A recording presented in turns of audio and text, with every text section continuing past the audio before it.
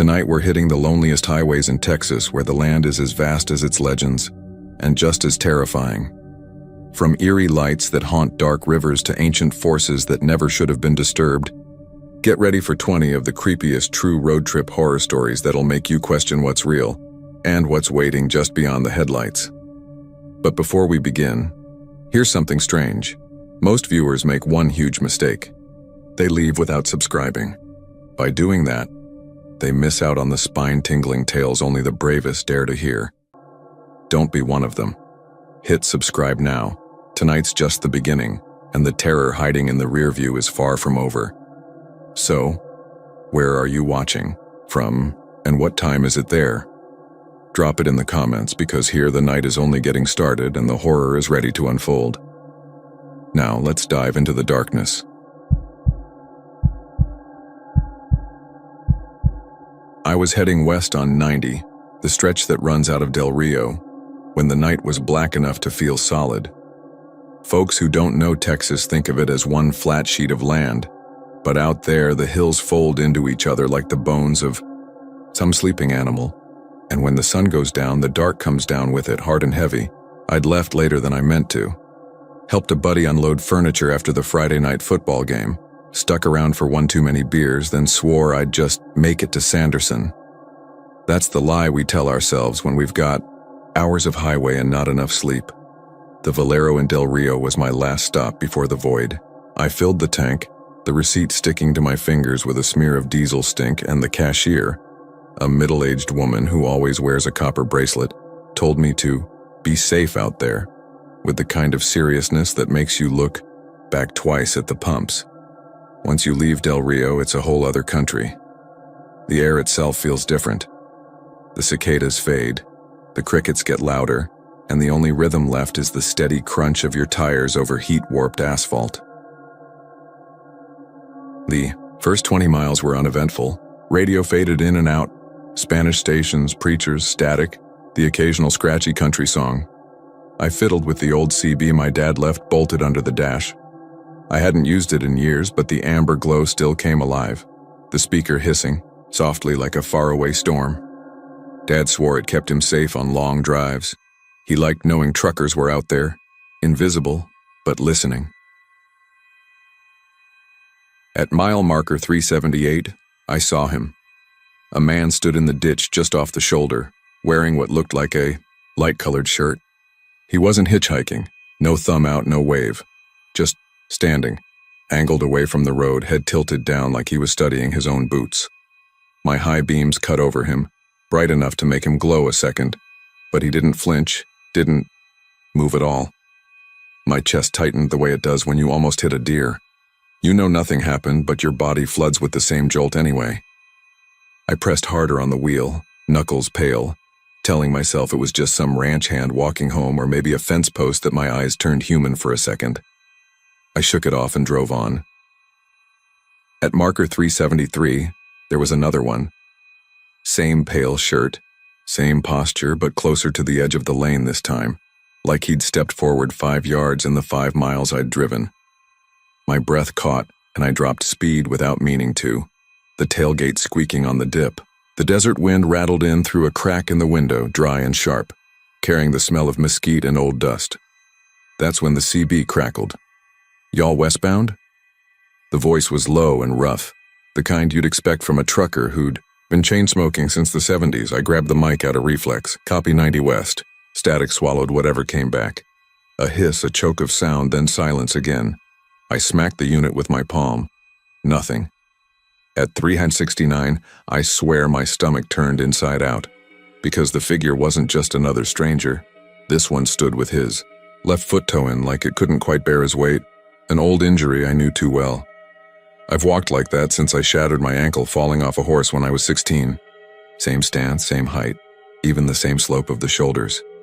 It was me, or looked enough like me that my brain decided it was.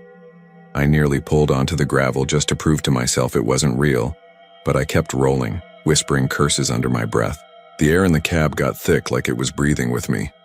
My seatbelt light blinked on, though nothing sat in the passenger seat. I slapped the belt, muttering, "Quit it," like I was talking to a misbehaving dog. The light went out. By the Time I hit Sanderson, the road felt like it was tightening around me. The little town was asleep, just a dim glow of streetlights and one lonely gas pump still running. I pulled in, circled the lot like I needed an excuse, then parked under the halogen glare. My hand shook on the steering wheel. That's when the CB came alive again, clear as day. "Watch for yourself," the voice said. "Not watch yourself. Not watch for deer. Watch for yourself." The words felt carved into my spine. The clerk inside the store stood up from his chair, silhouetted in the doorway. He didn't call out, didn't wave, just nodded once like he knew what I'd heard. Then he stepped back inside. I pulled away. My receipt from Langtree somehow wrinkled on the dash, though I hadn't touched it since tucking it under the mat. My throat was dry as chalk. Out past Sanderson, the desert becomes more nothing than something. The road runs flat, the telephone poles stretching like bones of a dead giant. I told myself 3 figures could be explained. Tricks of light, fatigue, coincidence. I said it enough times that it sounded like a prayer. At 3:65, the world gave me one more. A smear of light crossed the horizon, steady and low, too bright for a plane, too slow for a truck. It looked like a procession of headlights moving across the desert itself, floating without a road. I slowed, the tailgate squeaking again. The light moved with a kind of purpose that made me feel small and watched, and then I heard it. My name. Not booming, not whispered, just placed. As if someone had spoken it 1 second before, right between my eyes. No voice, no breath, only the certainty of hearing. I pulled into the next picnic stop, the kind with a concrete slab and a roof. My headlights fell across the table, and for half a second I thought someone was sitting there, pale shirt glowing. But when I blinked, it was empty. The trash barrel rattled like something had brushed it. The wind held still, waiting. I put the truck back in gear, heart hammering, and merged onto the highway again. In the mirror, the picnic stop was gone. Not faded with distance, just gone, like the road had eaten it. I drove until the sun came, up, not stopping, not daring. And I haven't touched the CB since. But sometimes on quiet nights I still hear the speaker hiss. And I swear if I ever answer again, it won't just be my name I hear.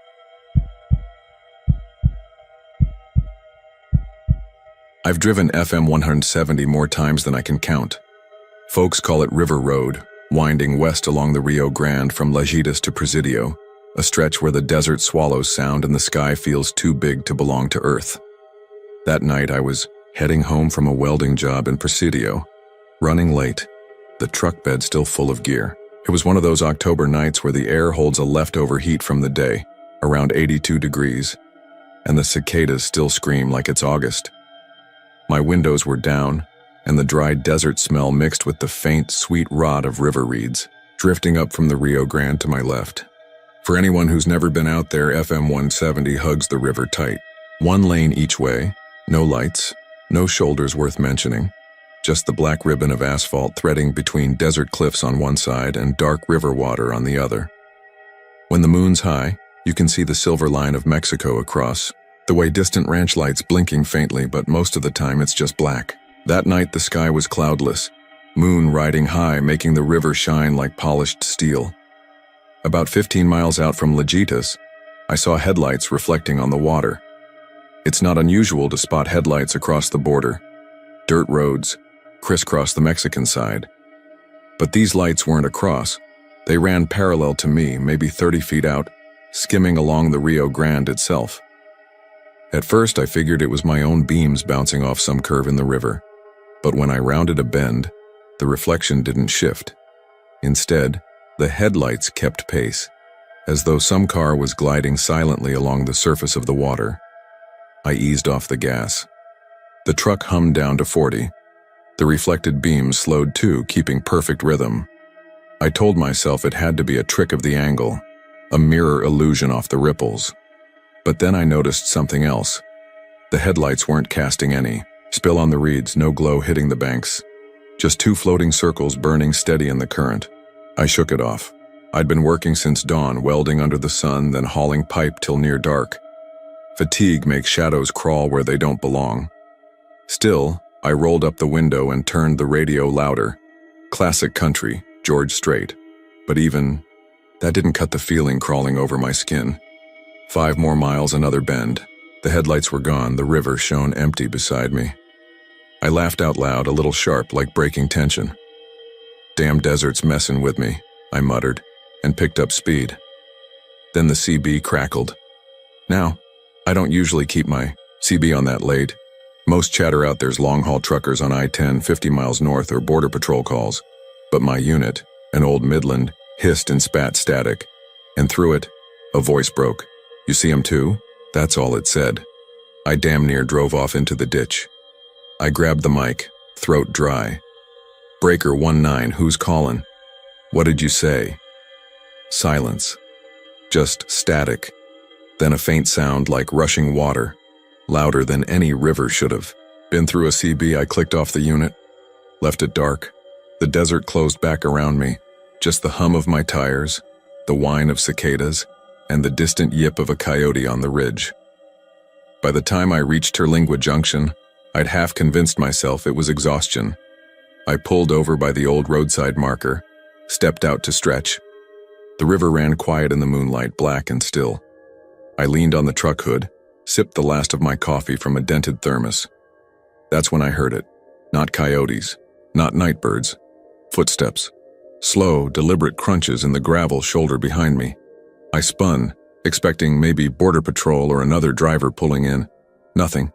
Just empty desert, pale yucca stalks swaying in the breeze. But when I turned back toward the river, I froze. Out on the water, the headlights were back. Not just reflections this time.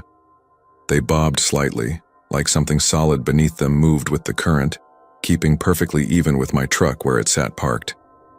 Then, they blinked off, like eyes closing. The desert went so quiet I could hear my own pulse thudding in my ears. I didn't finish the coffee.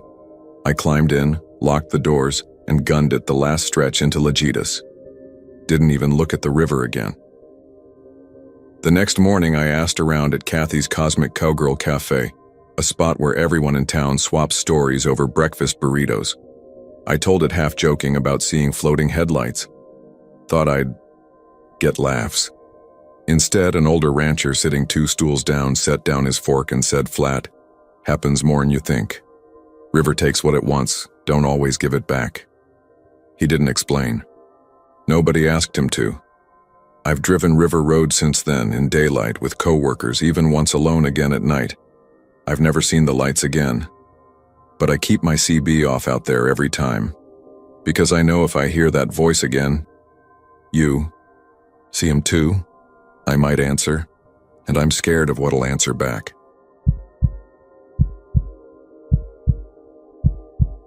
I'd been driving westbound on I-10 for hours that night, somewhere between Junction and Sonora, the stretch where the highway just seems to swallow you whole. Anyone who's driven that part of Texas knows what I mean. The road goes on forever, and once you pass the last glow of a gas station, the only company you've got is the white stripes on the asphalt, the occasional 18-wheeler roaring past, and the endless hum of your own tires. It was fall. Cool enough that the air pouring in through the cracked driver's window carried that dusty cedar smell that lingers in the hill country after dark. My coffee from a Stripes back in Kerrville had gone cold. I had the radio off, letting the sound of the highway and the steady buzz of cicadas bleeding in through the glass keep me company. When the green sign for exit 392A came up, I almost missed it. I wasn't even looking to stop, but the words "rest area" and the little symbol of a picnic table flickered in my headlights. I figured it was smart to stretch my legs, maybe splash some water on my face before pushing through another 100 miles. Out there, with Sonora still a ways off and nothing but ranch land on both sides, you don't turn down a chance to stop. The exit ramp curved off into the darkness, and when I pulled into the lot, I realized immediately something was off. The rest stop looked shuttered. The brick building was there, squat and low like all the old TX. Rest stops built in the 70s, but the windows were boarded up, and the lone security light in the lot cast a sickly yellow halo that barely reached the cracked asphalt. There were no vending machines humming, No cars, not even a parked semi. Just empty spaces lined with faded stripes and a row of picnic tables swallowed by shadow. I killed the engine but left the lights on. The silence pressed in heavy, except for the faint drone of the interstate just over the embankment. I stepped out, stretched, and felt the gravel crunch under my boots. My phone said 1:47 a.m., one bar of service flickering in and out. That's when I noticed the payphone. It was standing by itself near the entrance to the boarded-up building. The kind of old metal phone box I hadn't seen in years, paint flaking, the handset dangling a little too long on its cord. I laughed under my breath, because what kind of rest stop kept a payphone around in 2017? But before I could step closer, the thing rang. The sound cracked the silence like a gunshot, a shrill metallic burring that echoed through the whole empty lot. I froze, one hand still on my truck's door handle. It rang again. Curiosity got the better of me. I walked over, each step feeling too loud on the broken pavement.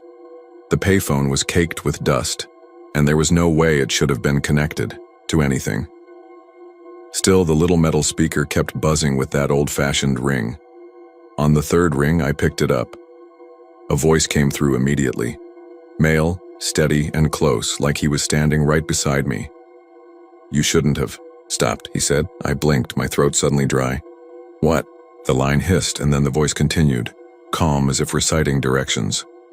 "You're in a silver F-150. Dent on the passenger door. Out-of-state plate. You've got one headlight dimmer than the other." I swear my stomach dropped clean, through me. He was describing my truck exactly.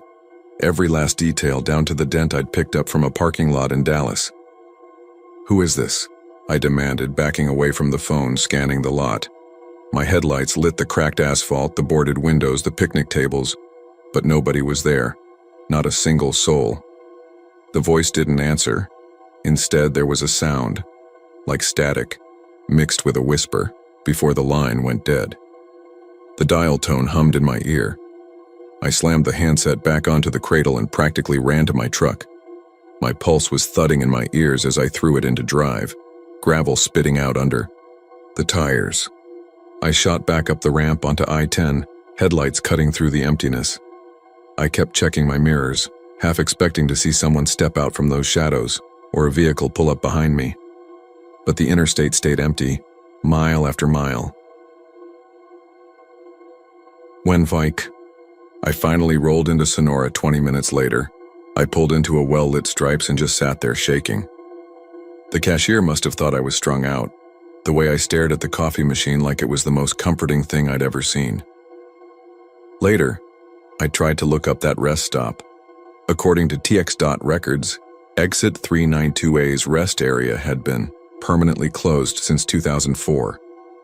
The building had no power, no phones connected, nothing. But I heard it ring, and someone, whoever they were, described me and my truck in perfect detail at 1:47 in the morning off a deserted stretch of I-10 near Sonora, Texas. I've never taken that exit again.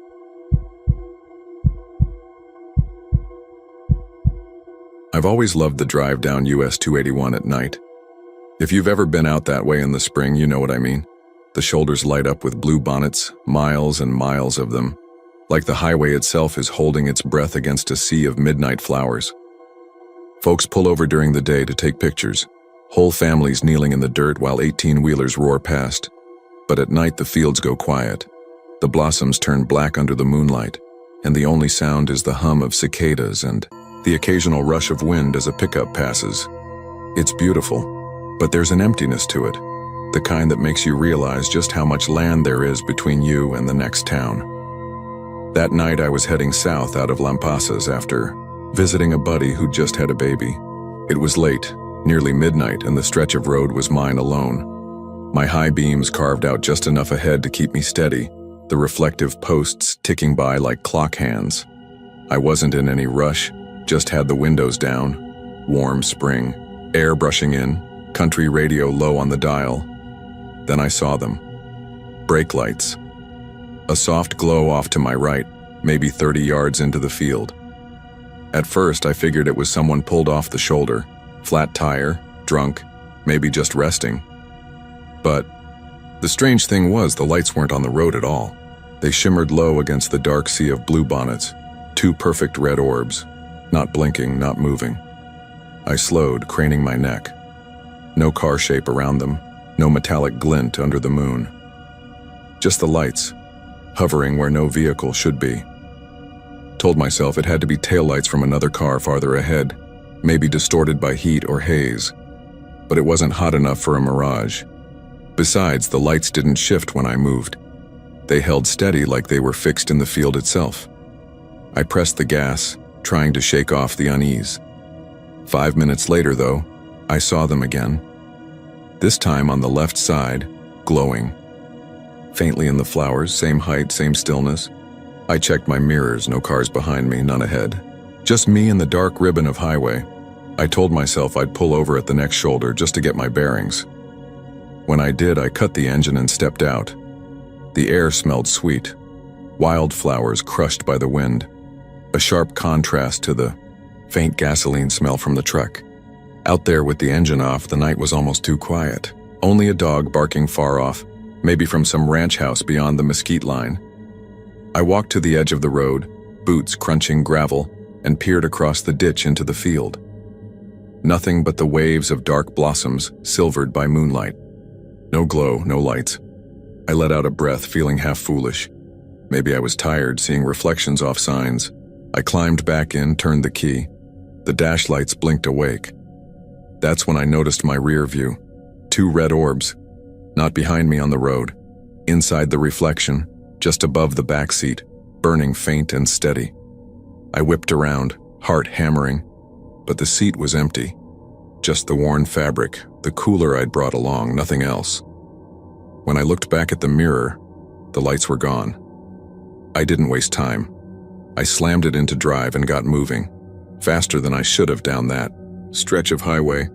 Every mile marker I passed, I checked the ditches, the shoulders, the fields. And every few miles, the glow returned. Sometimes to the right, sometimes the left. Once directly ahead in the grass, as though a car had crashed nose first and kept its taillights burning. I never saw metal. Never saw broken glass. Only the lights, waiting, watching.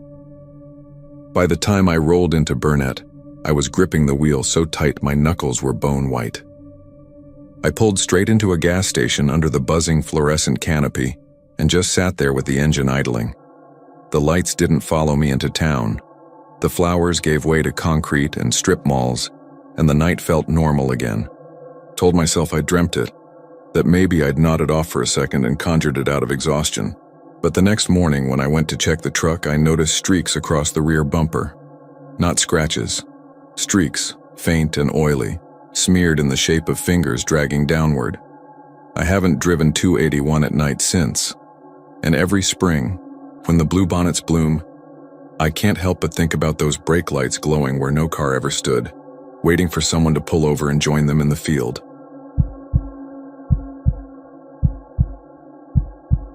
I was cutting through Goliad late one night on my way back from Corpus, driving west along US 183 with nothing but my headlights and the faint hum of cicadas outside the cracked window. It was one of those nights where the air hangs heavy and still, like even the mesquite trees are holding their breath. The town was dead quiet. Storefronts dark, the old courthouse looming pale in the moonlight, and not a single car moving. I was slowing near the San Antonio River Bridge when I saw a light flickering off to my right, through a stand of pecan trees.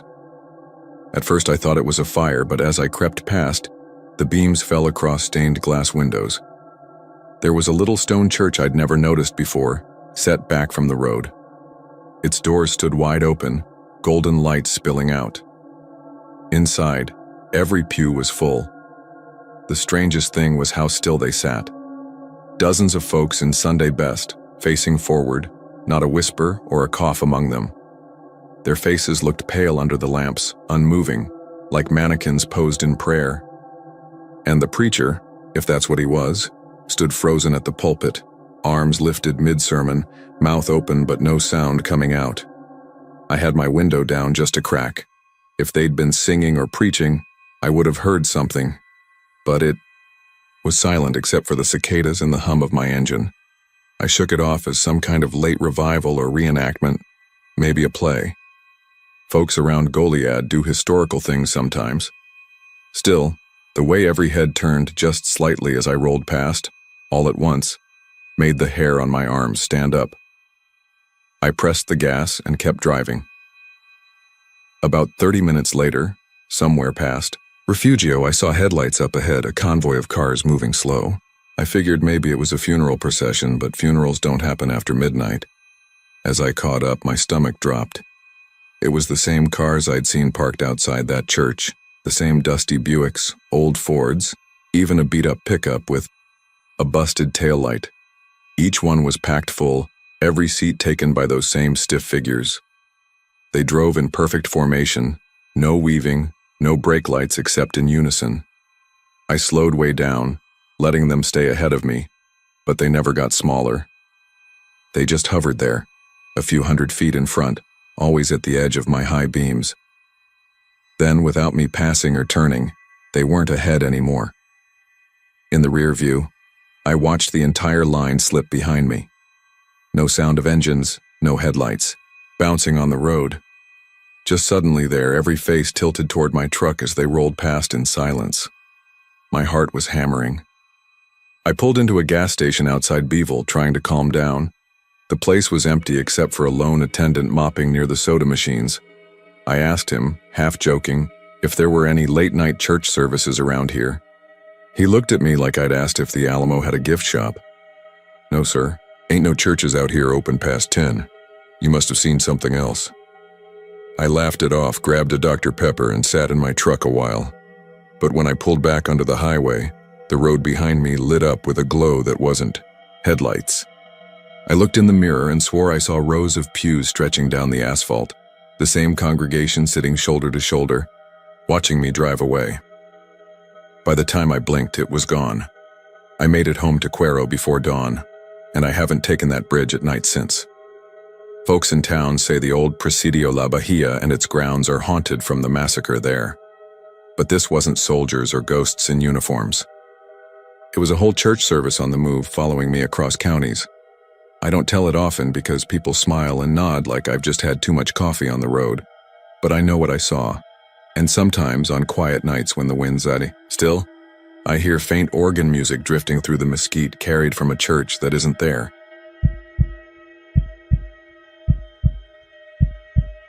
I'd been making the same drive from Amarillo down to Wichita Falls for years, and I could do most of US 287 in my sleep. That night, I left Amarillo late, figuring I'd push through the panhandle and cut across before midnight. The sky was already threatening trouble. Spring winds had kicked up, and every Texan knows that means dust storms rolling in flat and fast. Out by Claude and Clarendon, I watched the horizon turn the same sick orange-brown I'd grown up dreading. The radio sputtered with static, and my old Chevy's headlights cut through a wall of grit that made the highway signs vanish until I was almost past them. At first, it felt like any other bad night on the road. Gusts rocking the truck, tumbleweeds, smacking the bumper, the taste of grit sticking to the back of my throat. I saw the first mile marker flash by, 156. A few minutes later, another, 155. Routine. I kept my eyes squinted against the storm, leaning forward like that would somehow make the lights cut better. The cab smelled like dust and burnt coffee, and the only thing keeping me awake was the rattling of my cooler shifting with every crosswind. Then I passed mile marker 156 again. I actually slowed, thinking maybe I'd just misread the first one through the grit, but it was clear as day, even in the storm. Big white numbers, 156. I told myself it was just nerves. The wind makes everything strange out there. You can lose your sense of speed, time, even direction. I focused forward and kept rolling. But 10 minutes later, 155 again. I sat up straighter, jaw tightening. The storm had thinned a bit, but the headlights caught only the same endless ribbon of asphalt, cutting through nothing but mesquite scrub. No town lights, no taillights ahead, no headlights behind. Just the wind screaming across the flatland. I checked my dash clock. 11:30. That made sense. I should have been pushing past Childress by now, maybe another half-hour tops before the Allsup's on the edge of town. I gripped the wheel harder, then mile marker 156 slid past. I cursed out loud, a dry laugh to cover how unsettled I felt. Dust plays tricks. Maybe I was creeping slower than I thought. I pressed the gas, felt the engine groan, speedometer climbing. I knew those markers weren't moving. I was. But somehow, every stretch of blacktop fed me back into the same two damn signs. My odometer kept ticking. The gas gauge slid lower and the road just unspooled like it was on a loop. By 11:47, my CB crackled, though I hadn't touched it in years. A voice, all static and grit, said, "You missed your turn." Just that. 4 words drawn out and low. I slammed the volume down, heart thumping in my ears louder than the storm. Nobody should have been out there talking, and no one knew me on that channel. But as soon as I killed the radio, the truck lights dimmed. Not all at once, just a pulse. Bright, then low, like a heartbeat. Out of the corner of my eye, I thought, I saw someone on the shoulder. A figure leaning against the mile marker, hat pulled low, dust whipping through him. But when I turned my head full, there was nothing. Just sand and mesquite. I passed 156 again. I rolled the window down, dust cutting my face, just to hear something other than the storm in my engine. That's when I heard it. Boots scuffing gravel, keeping pace with me even though I was doing 60. Not behind, not on the shoulder. Right beside me, like someone walking at the driver's window. I floored it. My phone had no bars, but the screen lit up by itself. No text, no call, just the clock freezing on 11:47. No matter how many times I checked it, no matter how many loops of road I burned, 11:47 forever. I don't know how long I drove like that. Hours, minutes. The gas light came on, but the needle never hit empty. Dust kept swallowing the road, and those same markers kept repeating like a broken record. Eventually, if you can call it that, the storm just broke. The air cleared, stars cut sharp overhead, and I rolled into Childress like nothing had happened. Pulled into that Allsup's, got out on shaking legs, and asked the clerk what time it was. He looked at me like I'd lost my mind. 11:47, he said. I don't take 287 at night anymore.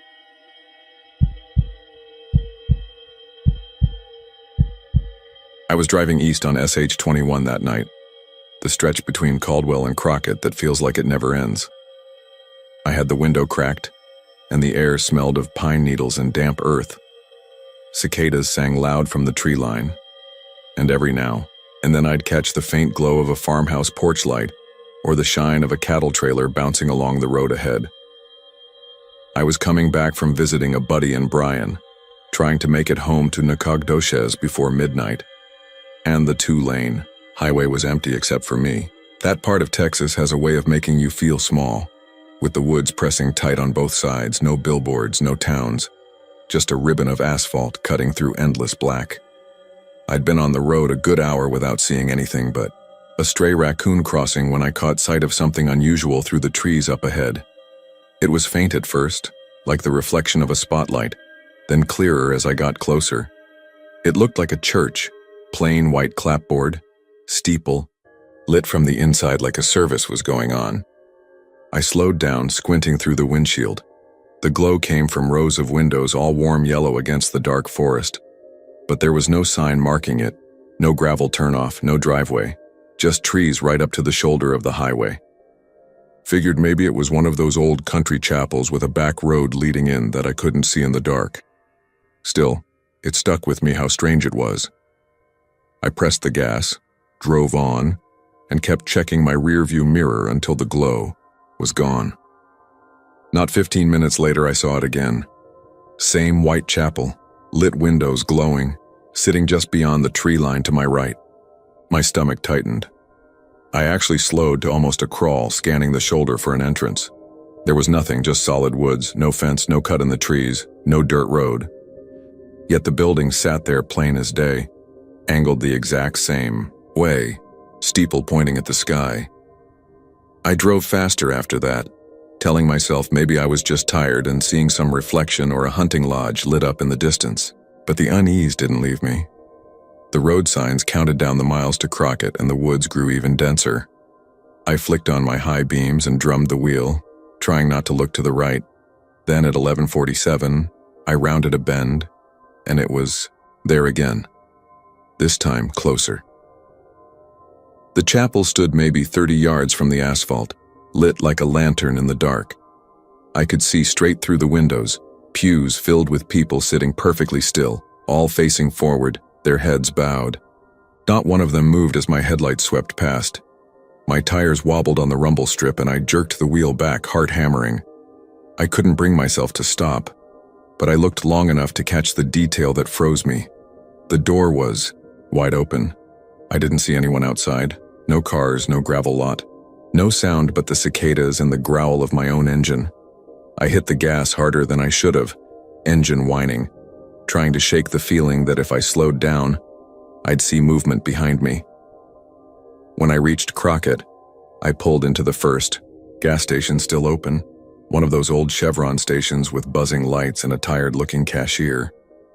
I grabbed a Dr. Pepper just for the excuse to stand under fluorescent light for a minute. The cashier must have noticed I looked shaken. He asked if I was all right, and I laughed nervously, told him I'd seen some chapel out on 21 that looked like it was having a midnight service. He paused, squinting at me. "You mean closer to town?" he asked. I shook my head. "Back west, couple miles out. Whole place lit up." He didn't answer right away. Then he said, "Ain't been a church on that stretch in 30 years. Not since New Zion burned down. Folks say the preacher locked the doors with everybody inside. Place is just woods now." I asked him if he was joking, but his face stayed flat. Driving home to Nacogdoches that night, I kept my eyes locked dead ahead. I never saw the chapel again. But sometimes late at night when I drive those back roads, I catch myself glancing sideways at the tree line, half expecting to see warm yellow light glowing where no road leads. And every time I wonder what would have happened if I'd pulled over and stepped through that open door.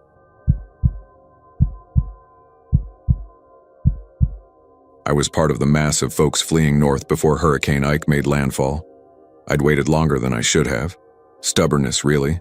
And by the time I finally packed my truck and pulled onto I-45, the contraflow order had already been in effect. Both sides of the highway were northbound, all lanes jammed with cars, pickups, RVs, and buses crammed with people and pets. The governor had been on TV telling everyone to move inland. Still, I thought I could outrun it. I kept my old Chevy in line with the stream of red taillights, the sound of cicadas and frogs muted behind the glass and the steady hum of engines filling the night. Folks had their radios blaring storm updates, and some had their hazard lights on, blinking like fireflies in the dark. A mix of fear and frustration hung over the whole highway. You could feel it. For the first hour, it was nothing but slow, stop-and-go crawling. I remember fiddling with the AC, trying to get the air just right, the cab stuffy with damp Gulf heat. But then something odd hit me. Glancing in the rearview mirror, I noticed no one was behind me. Not a single pair of headlights stretched back down the highway. Just black. That made no sense. I knew there had been a line of cars tailing me when I merged on. Thousands of us were supposed to be out here. I figured maybe the curve of the road was blocking my view, so I leaned forward, squinting. But it stayed dark, as if the whole southbound side of the interstate had been erased. Yet ahead of me, bumper to bumper, headlights burned into the humid night, a solid stream of vehicles. I tried to shake it off. Long drives, exhaustion, heat, they play tricks. Still, I felt that itch on the back of my neck, the one you get when you know something isn't right. As the miles dragged on, I kept checking the mirror. Always the same. Nothing but the faint reflection of my own taillights bouncing off the guardrail. I slowed down at one point, letting the line of cars ahead stretch farther away. Still no one pulled up behind. It felt like I was the last car left, chasing after a caravan that wasn't really there. About 40 miles north near Dickinson, my radio cut out. Not the station fading into static. The whole thing went dead. I twisted the knob, scanned through. Every frequency. Nothing. Just silence except for a faint hollow hum like a phone line left open. I rolled the window down. The night was heavy, sticky with salt air. Normally you'd hear frogs, crickets, maybe dogs barking from some farmhouse off the feeder road. But the only sound was the tires of the cars ahead. And even that didn't sound right. It was muted, almost distant, like the noise wasn't coming from them but piped in from somewhere else. Around Lamarck, traffic slowed again, and I caught a look at the people in the cars nearest me. That's when my stomach turned cold. They weren't moving right. Not shifting in their seats, not turning their heads, hands fixed on wheels, eyes straight ahead, faces gray and the dashboard glow. Every driver, every passenger, it was like they were mannequins posed just so. I leaned out my window at a passing minivan yelling, "Hey, y'all hearing me?" The driver didn't flinch. None of the kids in the back blinked, just frozen. I pulled hard onto the shoulder, gravel spitting under my tires. My hands were shaking so bad I nearly killed the engine. I looked behind me again, desperate to see some normalcy. Just one pair of headlights coming up. Nothing. No one. When I eased back into gear, I noticed something else. The license plates. They weren't Texas tags, weren't from anywhere I recognized. Just blank silver plates like the kind you see at a dealership before they slap the real ones on.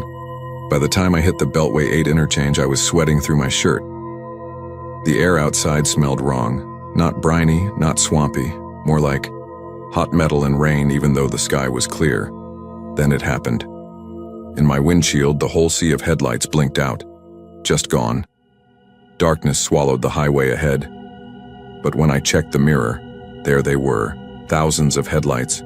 Stretching back bumper to bumper, burning bright behind me, I screamed out loud, slammed the brakes so hard my truck fishtailed. But the lights didn't react. They didn't slow. They didn't close in. They just stayed there, frozen in the glass, stretching on forever. I couldn't tell you how long I sat there. Hazard lights, clicking, staring into that mirror. My chest felt like it was going to cave in. Then, one of the cars in the mirror moved. Just a little. Turned sideways like someone had yanked the wheel. The rest stayed frozen. That broke me. I stomped the gas, tearing north like a bat out of hell. Mile markers blurred past, but it felt like I wasn't getting anywhere. Like the highway was looping me. I don't know how I made it to Houston. By the time I hit the city limits, other cars finally appeared in my mirror again, real ones this time, honking at me for swerving like a drunk. But I'll tell you this, ever since that night I can't drive at night without glancing in the mirror every 30 seconds. And sometimes, just sometimes, I still see a single headlight back there. Too steady, too bright, never gaining, never fading. I pray it stays in the glass.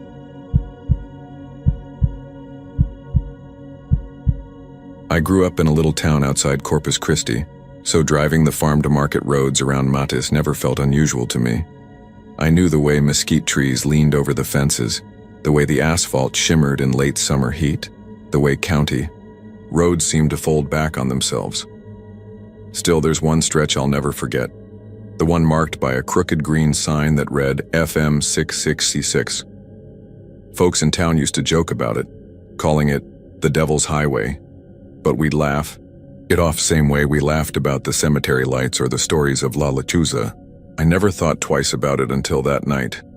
I'd been working late at a feed store in Sinton, helping unload a shipment that came in behind schedule. By the time I clocked out, it was close to midnight. Instead of taking the interstate back, I cut across country roads to save time. The air was muggy even in October, the windows fogging at the edges where the cool night pressed in. My old Chevy rattled across cattle guards, radio fading between Tejano and classic rock, until I saw the green reflector of a highway sign, FM 6686. I almost laughed. I'd heard stories, kids daring each other to drive down it, whispers of truckers who swore it didn't always take you where it should. But I figured a straight shot down would shave 10 minutes. The asphalt stretched out black as tar, no other headlights in sight. only the hum of cicadas and the faint echo of a freight train somewhere miles away. About 5 minutes in, the first odd thing happened. I passed a sign on the right that read, FM 6966. I thought maybe it was just another marker, but then another quarter-mile down, there it was again. Same angle, same little bullet holes peppered through the aluminum. I slowed a little, thinking maybe I'd circled without realizing it, but the odometer ticked forward. I hadn't turned. I couldn't have. The road dead-ended sooner than I expected, into a T where the asphalt crumbled into gravel. I stopped, headlights catching nothing but barbed wire and brush. No directional signs, no lights from farmhouses, nothing. I put the truck in reverse, turned back. After a few minutes, I saw it again. FM 666. My stomach sank. I know these roads. I've driven every back way between Mathis, Sinton, and Skidmore. There aren't loops like that. Still the same stretch repeated. Mesquite leaning the same way. The same busted beer bottle glittering in the ditch. The same armadillo carcass with its ribs like a little xylophone. And then, the sign again. By the fourth time, I was gripping, the wheel so tight my knuckles hurt. The night felt heavier, thicker, like the humidity itself had weight. I killed the radio, thinking maybe I needed quiet to think. But the silence pressed in worse. I heard the scrape of gravel behind me, though. I hadn't slowed. Like footsteps dragging through the caliche, I sped up. The truck bounced hard over a dip, headlights catching another road sign bent low. FM 6666. My stomach rolled. I tried to pull over, thinking maybe I'd call someone. But when I dug for my Nokia, the screen glowed, no service. That wasn't unusual out there, but it hit me wrong, like I was farther from anywhere than I should have been. That's when I saw the first pair of lights. I thought maybe a rancher's truck coming up behind and relief shot through me.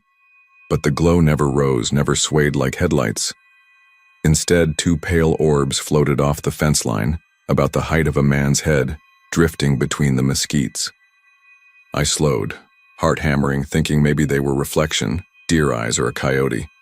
But they didn't blink. They just moved alongside me, keeping pace with my truck. I floored it. Gravel spit behind me, engine whining as the speedometer climbed. For a moment, the lights lagged. Then they surged forward, slipping closer, until they were moving even with the driver's side door. I didn't dare look straight at them, just caught their pale glow bleeding across the glass. The road dead-ended again. My brakes squealed, tires skidding in loose dirt, the truck jerking sideways. I sat there panting, staring at the fence line, barbed wire twisted with the same bit of shredded blue tarp I'd already passed 3 times. I whispered to myself, "No, no, no," and turned the wheel hard. When I glanced in the mirror, my stomach turned to ice. The pale lights hovered in the dust cloud I'd kicked up, and beneath them, faint outlines of figures, darker than the night itself. Tall, lean, shoulders hunched, moving one step at a time toward the truck. I gunned it again. My throat felt dry and my foot shook against the pedal. The road blurred under me, my high beams slicing through brush and gravel until finally, I saw something different, a stop sign. And beyond it, a junction with the faint orange glow of sodium lamps. I shot through without even checking for cross traffic. My wheels clattered onto the main road and suddenly I knew where I was, just outside Mathis near the water tower. I pulled over in the lot of a closed gas station and sat there shaking. The clock on my dash read 3:17 a.m. Somehow, 3 hours had passed since I'd first turned down FM 6666. But the drive, the loops, the dead ends, it hadn't been more than 40 minutes. I never drove that road again. Folks in town still laugh about the Devil's Highway, and I laugh with them now. But my hands always clench the wheel a little tighter. Sometimes, late at night, I'll catch the faint scrape of gravel outside my window. Like someone's walking, circles around the house, and I'll see just for a second, 2 pale lights reflected in the glass, waiting for me to take that turn again.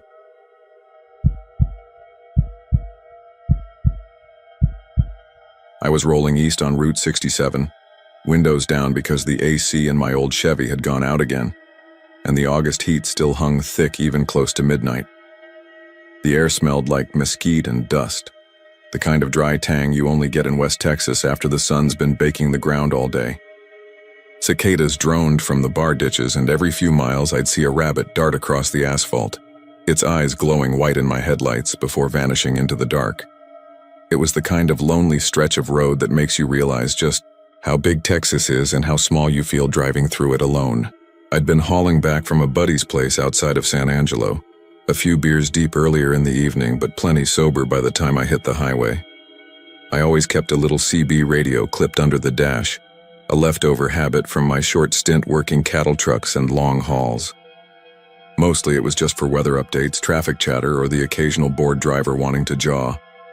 But that night the channel was quiet, dead quiet, just static rolling low like faint wind in the wires. For a while I didn't think much about it. Just kept one arm out the window, feeling the hot breeze and letting my headlights carve tunnels through the black.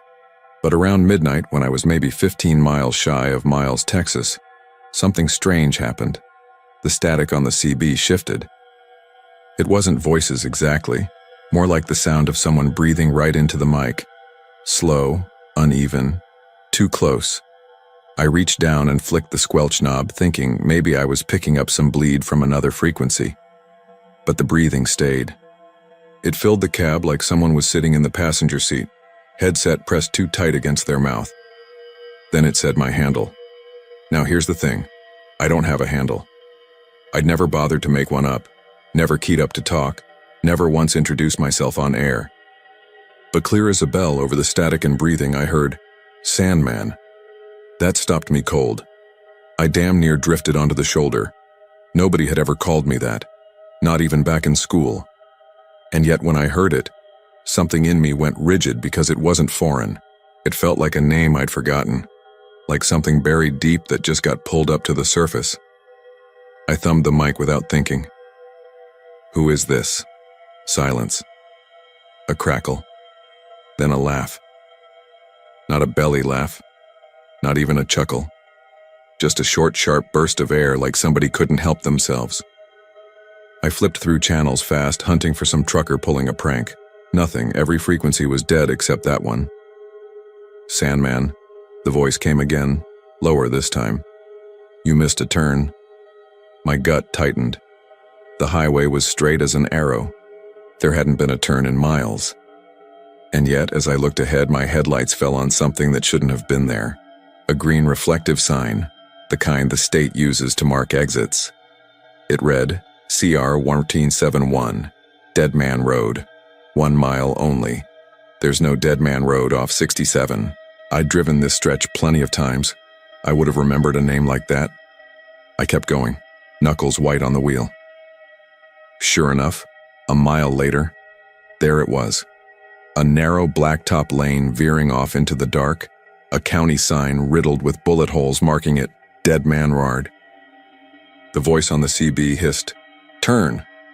I don't know why, but I slowed. The lane was empty, disappearing between low scrub oaks and fence lines. My headlights caught the silver glint of barbed wire on both sides. I thought about turning, just to prove it wasn't anything. Just some back road I'd missed all these years. But my stomach churned and I pressed the gas, staying on 67. The CB went silent again. For a few miles I thought maybe that was it. Maybe some local kid with a radio set up to spook drivers. But then the static came roaring back, louder than before, and through it, fainter now but clear, I heard something else. It wasn't just my handle. It was my voice. I should have turned. I should have turned back there. The blood ran cold in my veins. I hadn't said that aloud. I was thinking it, sure, but I hadn't spoken a word. And yet there it was, my own words bouncing back at me, tinny and warped, like I'd already recorded them. The next 30 minutes were a blur. I drove too fast, windows rolled up now, sweat slicking my shirt. I killed the CB entirely, yanked the cord out, but even then I swore I could still hear faint whispers seeping from the speaker, even dead. The road stretched on, black and endless, the kind of highway where you don't see another set of headlights for an hour. I pulled into a Stripes gas station near Bollinger, parked under the fluorescent lights just to feel human again. Went inside, grabbed a Dr. Pepper, tried to steady my hands. The kid at the counter gave me a funny look and asked if I was all right. When I stepped back outside, the night had gone quiet. Too quiet. Not a single cricket, not a gust of wind. And sitting there on my dash, though I swear I'd ripped it clean out, was the CB mic. Its little red light was glowing, and from the speaker, faint but steady, came the sound of breathing. I don't use the CB anymore. Hell, I don't even like driving 67 if I can help it. But sometimes, late at night when I can't sleep, I'll hear that same breath in the dark of my room. Slow, uneven, close enough to fog the glass. And every time, just before it fades, it says the same thing. Sandman.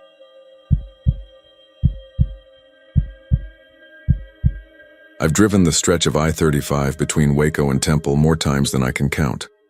Late nights after a shift, back when I was working at a parts warehouse off Franklin Avenue, I'd take the highway south toward my place in Belton. Nothing out there but blacktop, billboards for Buc-ee's, and the endless red glow of brake lights miles ahead.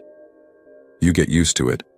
Texas highways at night blur together into the same rhythm of semis, radio static, and the hum of your tires.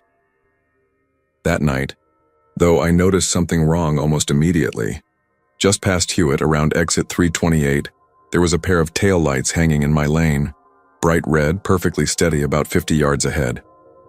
Nothing unusual about that, except they didn't move. They didn't grow closer or farther. They just floated there like someone had braked and then locked in place. I tapped my own brakes, checked the speedometer. I was doing 72. Too fast if someone was really stopped ahead, so I eased into the left lane to pass. But as soon as I pulled out, those taillights drifted with me, sliding smooth into the lane I'd chosen, keeping that exact same distance. First, I thought it was fatigue. Midnight driving can mess with your depth perception, the red lights smearing in your eyes. I rubbed my face, turned the radio up. Some late-night talk about high school football scores, the announcer yammering. About midway in Temple, I glanced back up and the lights were still there. 10 minutes passed. Same lights, same distance. Nobody behind me, nobody passing me, just me and those taillights hanging ahead. It was like being towed through the dark. The strangest part? There was no reflection, no silhouette, no shimmer of a bumper or trunk, just lights hanging in the dark air. By the time I hit the Troy exit, my knuckles were white on the wheel. I told myself it had to be a trick of the road, maybe a truck up ahead with weird clearance lights, maybe some reflection off a sign. I kept telling myself that, but every few miles I'd test it. Speed up a little, they sped up. Ease off, they drifted back but never vanished. Always 32 miles, same red glow. When I passed a lit gas station near Bruceville Eddy, I swung hard into the exit. Gravel popped under my tires as I pulled into the lot. The station was closed, just one yellow bulb buzzing over the pumps. I killed my engine and sat there, waiting. My windshield faced the highway, and sure enough, a pair of taillights glided by on the frontage road. No car around them, just the glow moving at that exact same steady pace. They passed into the dark, and the night swallowed them. I thought that was it.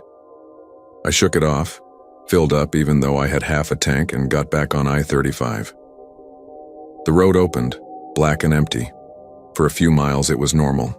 No lights, no tricks. Then, like they'd been waiting, the red dots blinked on again. Same spot in my lane, same impossible distance. At that point my chest was tight. I rolled the window down, let the autumn air slap me awake. I tried everything, flashing my brights, switching lanes, even pulling onto the shoulder for a full minute. The second I merged back, they were there, unblinking. The only sound was the wind and the endless whine of my tires. The cicadas had quieted out there, and even the CB chatter was dead. I made it to Temple around midnight, heart pounding, palms slick on the wheel. Just before the Midway Drive exit, the taillights flickered once, then went out. Like somebody had switched them off. No car ever merged, no vehicle pulled away. The lane ahead was empty. I didn't sleep that night. I kept replaying it, thinking about how precise it was, that 32 miles exactly, like it wanted me to follow. A week later, I heard a story from one of the guys at work. He said years back there'd been a pileup on that stretch. A family from Waco had been rear-ended in the left lane when their car stalled out at night. Nobody saw their taillights in time. The crash dragged for almost a mile, car after car plowing in. Whole family gone, plus a trucker and a college kid on his way back to Austin. I asked him where it happened. He squinted, thought about it, and said, "Between Hewitt and Temple, 30-odd miles, give or take." I didn't take that route home anymore. But even now, every time I drive a Texas highway at night, I can feel the glow of those phantom lights waiting just ahead, and sometimes, when I close my eyes, I swear I still see them. 2 red dots hanging in the dark, leading me somewhere I don't want to go.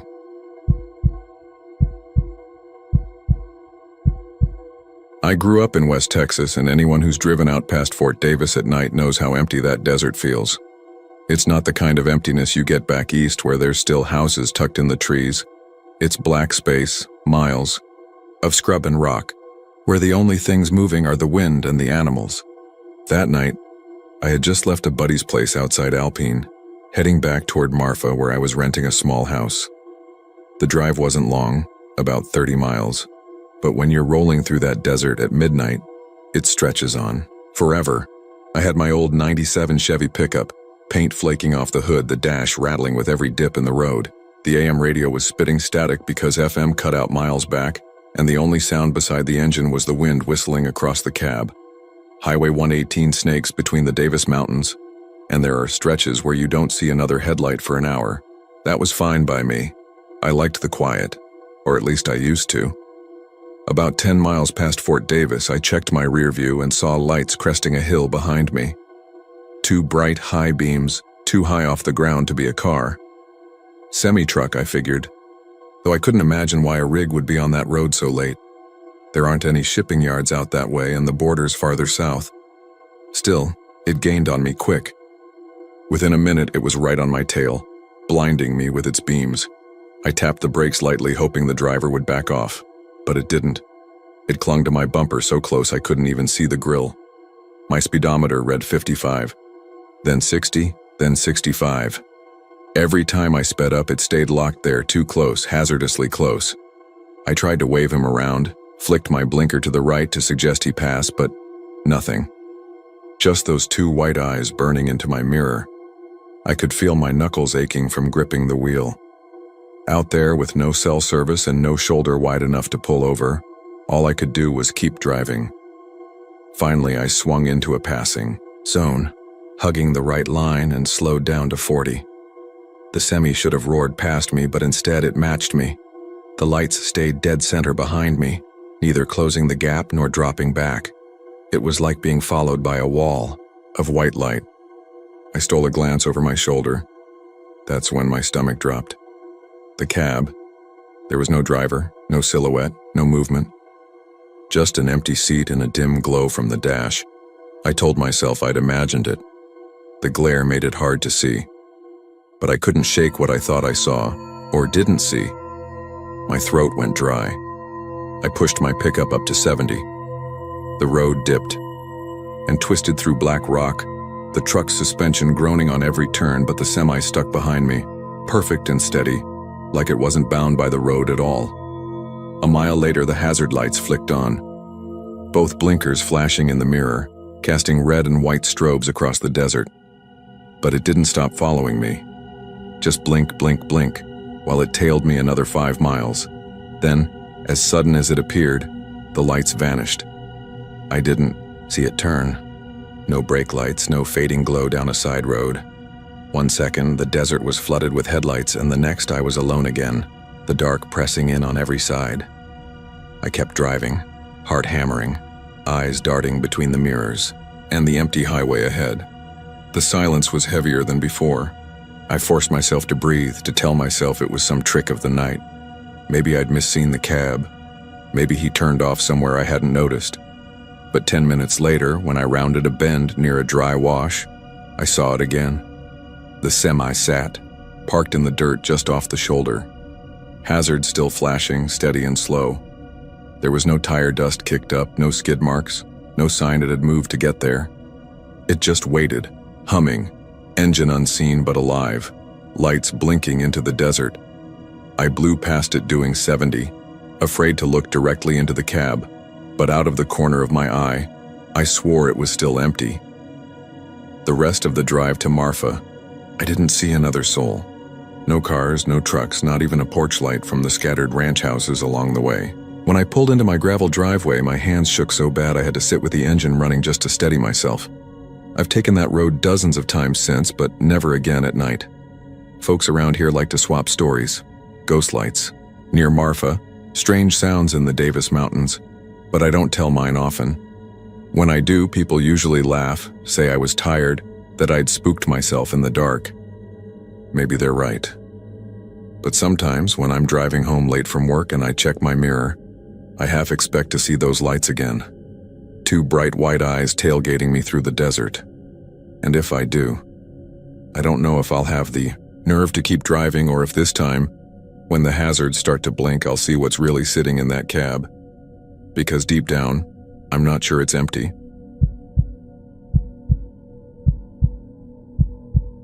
I was heading east on Loop 335, skirting around Amarillo late on a Friday night. The football game at Tascosa had just wrapped up, and I'd hung around with some old high school buddies longer than I meant to. By the time I got back to my truck, the Panhandle sky had gone pitch black except for the glow of the stadium lights still fading behind me. The cicadas had died down with the cooling air, but every so often I caught the sharp yip of coyotes off past the stockyards. It was the kind of night where the wind carried grit across the road and you felt every bit of how flat and empty the land really was. My gas gauge was riding lower than I liked. The loop has stretches where you won't see a station for miles. So when I spotted the faded canopy of an old Allsup sitting by the frontage road, I figured I'd top off. The place looked shuttered. Half the bulbs in the sign were out and the windows were papered over. But the pumps still stood there like ghosts. I pulled in anyway, rolling slow over the cracked asphalt, the hum of my tires echoing against the dark prairie. When I slid my card into the reader, the screen flickered to life. The old-style green digits blinked, authorizing like nothing had changed since the mid-2000s. I remember thinking it was strange for a closed place to still have power. I pressed 87 out of habit, heard the click, and lifted the handle. Nothing came out. No hiss, no smell of gasoline, not even the faint hum of a pump motor. I squeezed the trigger again. Dead silence. I laughed a little under my breath, figuring I'd been dumb enough to stop at a forgotten relic, but when I glanced at the little screen again, it said, "Please begin fueling." Then it ticked, 134, 3:12, 789, climbing like gas was flowing, even though the handle was dry in my grip. My bank texted a few seconds later, confirming the charge. I hadn't pumped a single drop. I shoved the handle back into the cradle and pulled my card out quick. The fluorescent light above me buzzed, then cut off, leaving me under the moon. That was when I noticed the reflection in my driver's side glass. Someone standing behind me, just a few feet back, half turned, as if caught mid-step. I spun around. Nothing there. Just the empty lot and the looping hiss of the wind across the grass. I got in my truck and locked the doors. The digital clock glowed 11:42. I sat there for a beat, trying to make sense of it, when the overhead light clicked on by itself. It stayed on even after I twisted the knob. The mirror caught a shape in the back seat, pale and still. I froze, throat tight, too scared to look straight. I forced myself to turn and the seat was empty. That was enough. I shoved the gear into drive and peeled back toward the loop. The radio, which I hadn't turned on, crackled alive with the sound of diesel engines idling. Not music, just that deep, steady rumble you hear when semis crowd a truck stop. I turned the dial off. It kept going. I slapped the power button. The noise rose, layered with faint voices, men talking low like they were sharing a smoke just outside the cab. I caught one phrase, clear as if someone whispered in my ear. "Fill her up." I killed the ignition at 65 miles an hour, coasting in silence. The radio went dead. My truck slowed, and the night swallowed everything except the wind. I turned, the key again half praying, and the engine roared back like nothing had happened. The fuel gauge, though, I swear it hovered above full, higher than it ever went, the needle trembling against the plastic peg. I didn't stop again until I hit a Love's on I-40. Under the bright canopy, I checked my card balance. The Allsups had billed me twice, once for 23.17, once for 47.09s. I still hadn't pumped a drop. The clerk inside frowned when I asked about the old station on the loop. She said it had been shut down since 2008 after a fire gutted the inside. Ain't nobody running those pumps, she told me. Power's been cut for years. I didn't argue. I just nodded, bought a Dr. Pepper, and drove on.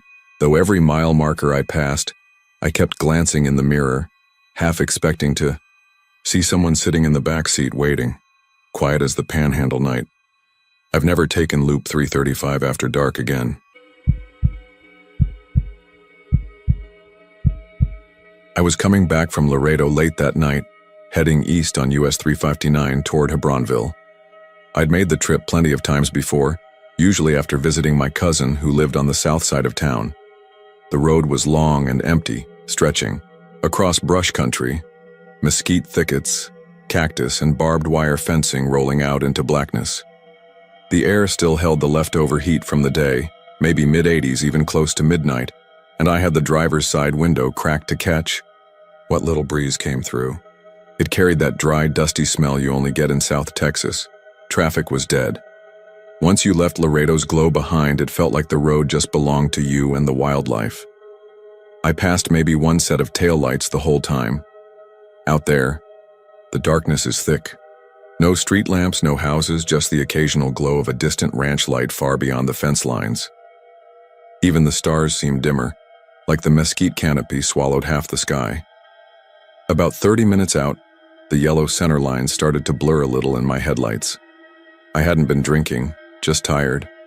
I rolled down the window further and let the hum of cicadas slip in with the air.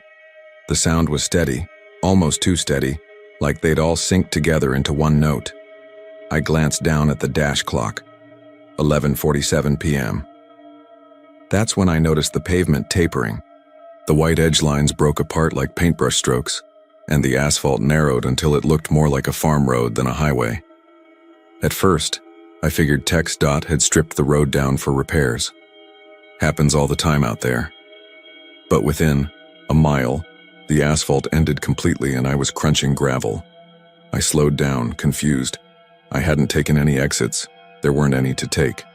The green highway sign I'd passed a few miles back had still said Hebronville 22. This should have been open blacktop all the way. I stopped the car, put it in park, and opened the door. Gravel popped under my boots. When I crouched down with my phone light, I saw fresh tread marks pressed into the dirt, my own tires. They led straight back into the darkness I'd just come from. That didn't make sense. I climbed back in, drove a little further, and sure enough, the road bent slightly, then narrowed into nothing but two ruts through the brush. No signs, no turnoffs, no fences, just empty mesquite flats. I backed up, figuring I must have missed the highway somehow, maybe drifted onto a county road. But when I turned around and retraced my path, I ended up back on the same dirt stretch with my own tracks laid over themselves, like I'd driven in a circle without realizing it. It was like the highway had disappeared behind me. The cicadas grew louder, not natural loud, but wall of sound loud, like being inside a power station. I couldn't hear my own engine. My hands were shaking on the wheel when I pulled over again, cut the ignition, and just sat there listening. The moment the engine shut off, the cicadas stopped. Every single one. That silence, deep enough you could hear your heartbeat, was worse than the noise. I don't know why, but I flicked my headlights off. I told myself maybe I'd see distant car lights, proof the highway was still there. But the brush country was pitch black. Except about 50 yards ahead there was a faint white glow, like headlights, but too still. I thought maybe a parked truck, a rancher checking his fence. I eased forward, The glow didn't move. My brights finally cut across it, and that's when my stomach dropped. It wasn't a vehicle. It was a white road sign, tall and rectangular, planted in the middle of the dirt track. The reflective paint made it shine back at me, but there was no writing on it. Just a blank white board. I swore, under my breath, threw it into reverse and tried backing all the way down the path. My own tracks guided me. But when I'd gone what felt like 10 minutes, I wound up facing the same blank sign again, glowing in my brights. My own tire marks fed right into it. I should have turned around then, just killed the lights and prayed for morning. But panic doesn't work like logic. I whipped the wheel and drove straight past the sign, mesquite branches scraping the sides of my car. The road, or what passed for it, twisted and narrowed until I was pushing through brush. Then, suddenly pavement under my wheels again. Smooth blacktop, the familiar white lines. My dashboard clock flicked over, 11:47 p.m. I was back on US 359 heading east, only. I checked my rearview mirror, and the road behind me was still dirt. I saw my own fresh tire tracks crumbling into the brush, fading like smoke. I floored it. Didn't look back again until I hit the outskirts of Hebronville, where the lights of the high school football field still glowed even after the game was long over. The town felt like an anchor dragging me back to reality. When I pulled into my driveway, my hands were still trembling. I left the car running until the cicadas started up again, distant but normal this time. Next morning, I drove that same stretch in daylight. The asphalt ran smooth the whole way. No dirt turnoff, no blank sign. Just mesquite and barbed wire fencing like always. But the strangest part, the odometer reading. The night before, I should have logged 75 miles total from Laredo to Hebronville. My trip meter read 147, I never reset it. And sometimes when I pass through that same stretch at night, my dash clock freezes for a second, always at 11:47.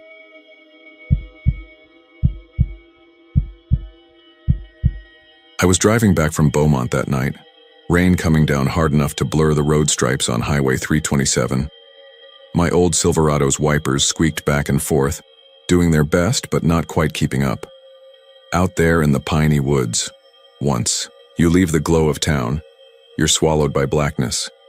The pines lean over the road like they're waiting for you to break down. The only other lights were the occasional pair of high beams, and even those were rare that late. I'd grown up in Silsby, so those roads weren't foreign to me. I'd taken that stretch plenty of times to get back to my folks' place. What struck me different that night was the way the storm felt. Thick, oppressive, like it wasn't just water in the air, but something heavier. The cab smelled of wet, pine since I'd rolled the window down earlier to clear a fogging windshield, and now the damp air clung to everything. The truck's radio was cutting in and out, static roaring between half-caught country songs. That's when I heard it. Siren, not the Doppler whine of an ambulance or a sheriff's cruiser. This was deeper, longer, the old kind that wound up like it was cranking the fear right out of your chest. A fire station siren. Except Silsby hadn't had one of those in years. The old firehouse had been torn down when I was a teenager, replaced by a newer building on the other side of town. Still, the sound cut through the storm as plain as day, rising and falling above the rain and thunder. At first, I figured maybe it was Port Arthur or Lumberton's system carrying strange on the wind. Sound can do that when the weather's bad. But this wasn't distant. This was close, so close I felt it rattling through the steering column. I slowed, easing onto the shoulder near a break in the pines. That's when I saw it. Through the sheets of rain, a red glow pulsed between the trees, exactly where the old fire station used to sit before they leveled it. The building had been nothing but a cracked slab for years. Now, in the lightning flashes, I swore I saw the outline of a tower, like the siren had sprouted back to life. The rain hammered the roof of my truck, cicadas still buzzing mad in the trees despite the storm, and underneath it all, that siren kept on screaming. Something in me said not to get out, not to investigate, but I sat there with my hands locked on the wheel, staring at a place that shouldn't exist anymore. And then the siren cut out. Dead silence, except for the rain easing to a drizzle. The red glow blinked once more, then disappeared. The outline of the tower was gone with it. Just black pines swaying in the wind. I was about to put the truck in gear when I heard footsteps on wet gravel coming up behind me, heavy, deliberate, like boots. But when I glanced in the side mirror, nothing was there. The steps stopped right at my tailgate. I didn't think. I floored it, gravel spitting from under the tires as I shot back onto the slick asphalt. My heart hammered in my throat, and for the next 2 miles, I kept checking the mirrors. Nothing followed, but the smell of smoke filled the cab, faint and acrid, though there was no fire. By the time I got home, the smell had faded. The next morning I drove back in daylight. The lot where the old station had been was empty. Nothing but a cracked foundation and weeds pushing through. No tower, no siren, no glow. But when I cut the engine, I heard it again. Just once. One long, low wail, like something deep in the pines wanted me to know it hadn't gone anywhere. And this time, it didn't come from the old slab, it came from behind me.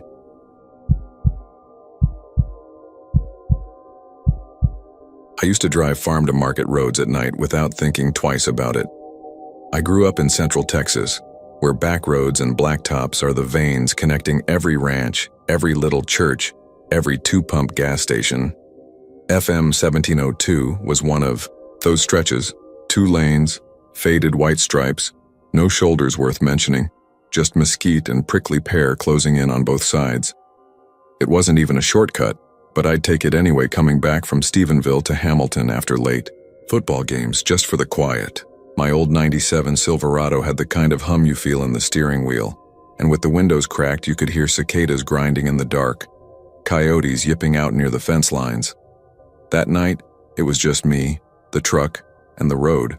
I'd stopped in town after the game for a burger and a Dr. Pepper, and by the time I was rolling down FM 1702, it was nearly 10 o'clock. The high school lights were still glowing off in the distance like little city beacons, but out there it was black. Sky spread wide, stars punched through like pinholes, no moon to see by. The kind of dark where your own headlights feel swallowed. About 5 miles out, I glanced in the rear view and noticed the dust had gathered thicker than usual across my back window. Nothing strange about that. It had been dry as hell all fall, dirt roads kicking up clouds that hung in the air. But when my headlights caught a road sign flashing by, mile 41, I swore I saw something in the reflection. A shape smudged in, the dust. I slowed down, leaning closer. Sure enough, plain as day, there was a handprint on the back glass. A full one, like somebody had pressed their palm against it. My first thought was maybe one of my buddies had slapped it there earlier, when I was parked by the Dairy Queen, but I'd wiped the window just that morning at the car wash. This print was fresh, edges sharp, not dulled by the constant grit of the drive.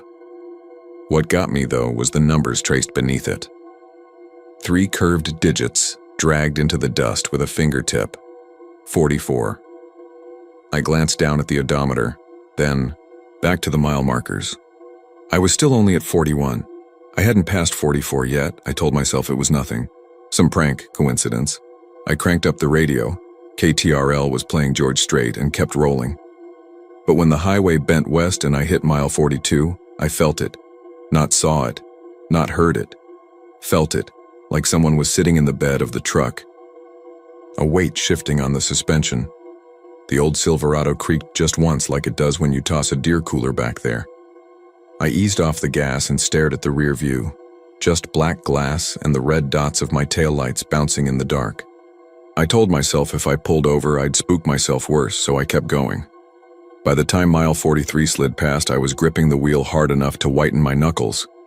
Every bump in the road thudded heavier, like boots shifting against the steel bed. I cracked the window all the way and listened over the rush of wind. For a second, I swore I heard it. A dragging scrape across the ridged liner. When the green reflective sign for mile 44 finally appeared in my headlights, I braked hard, right there in the lane. Dust billowed up around me. My heart was hammering. I threw it in park, jumped out and walked around back. The bed was empty. Not a scuff, not a footprint. But the back window had changed. The handprint was still there, but now there were more numbers scratched beneath it. This time, 46. I didn't stick around to argue with the wind. I jumped back in and gunned it, pedal down, the V8 roaring like it hadn't in years. Mile 45 blurred by.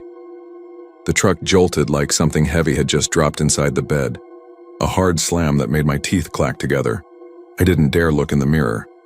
At mile 46, the engine coughed. Not a stall, not quite, but a shudder that slowed me down whether I wanted it to or not. I coasted, staring at the dash, praying the old Silverado wouldn't quit on me. When I finally lifted my eyes, I nearly swerved clean off the road. Standing on the shoulder at mile 46 was a figure, not waving, not hitchhiking, just standing there. One arm hanging, the other bent at the elbow, hand out like it had just pressed against something. I only caught the shape in the headlights for half a second, but I swear I saw the dust swirl across its chest like it was being carried by the same wind that moved across my truck. The face, if it even had one, was pale and hollow, like the glow off a gravel pit under starlight. I didn't stop. I didn't even breathe.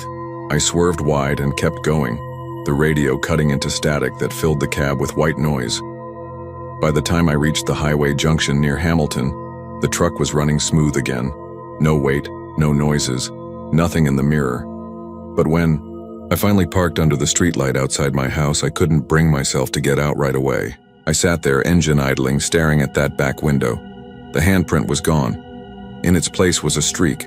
One long smear dragged down the glass like a finger sliding slowly toward the latch. I sold that Silverado the next month, and every time I drive past mile 46 on FM 1702, I keep my eyes straight ahead. Because once, just once, long after, the dust caught in my headlights at that stretch of road seemed to curl upward, like fingers dragging down invisible glass. And I knew, as sure as I knew my own name, that something out there still had its hand on my tailgate.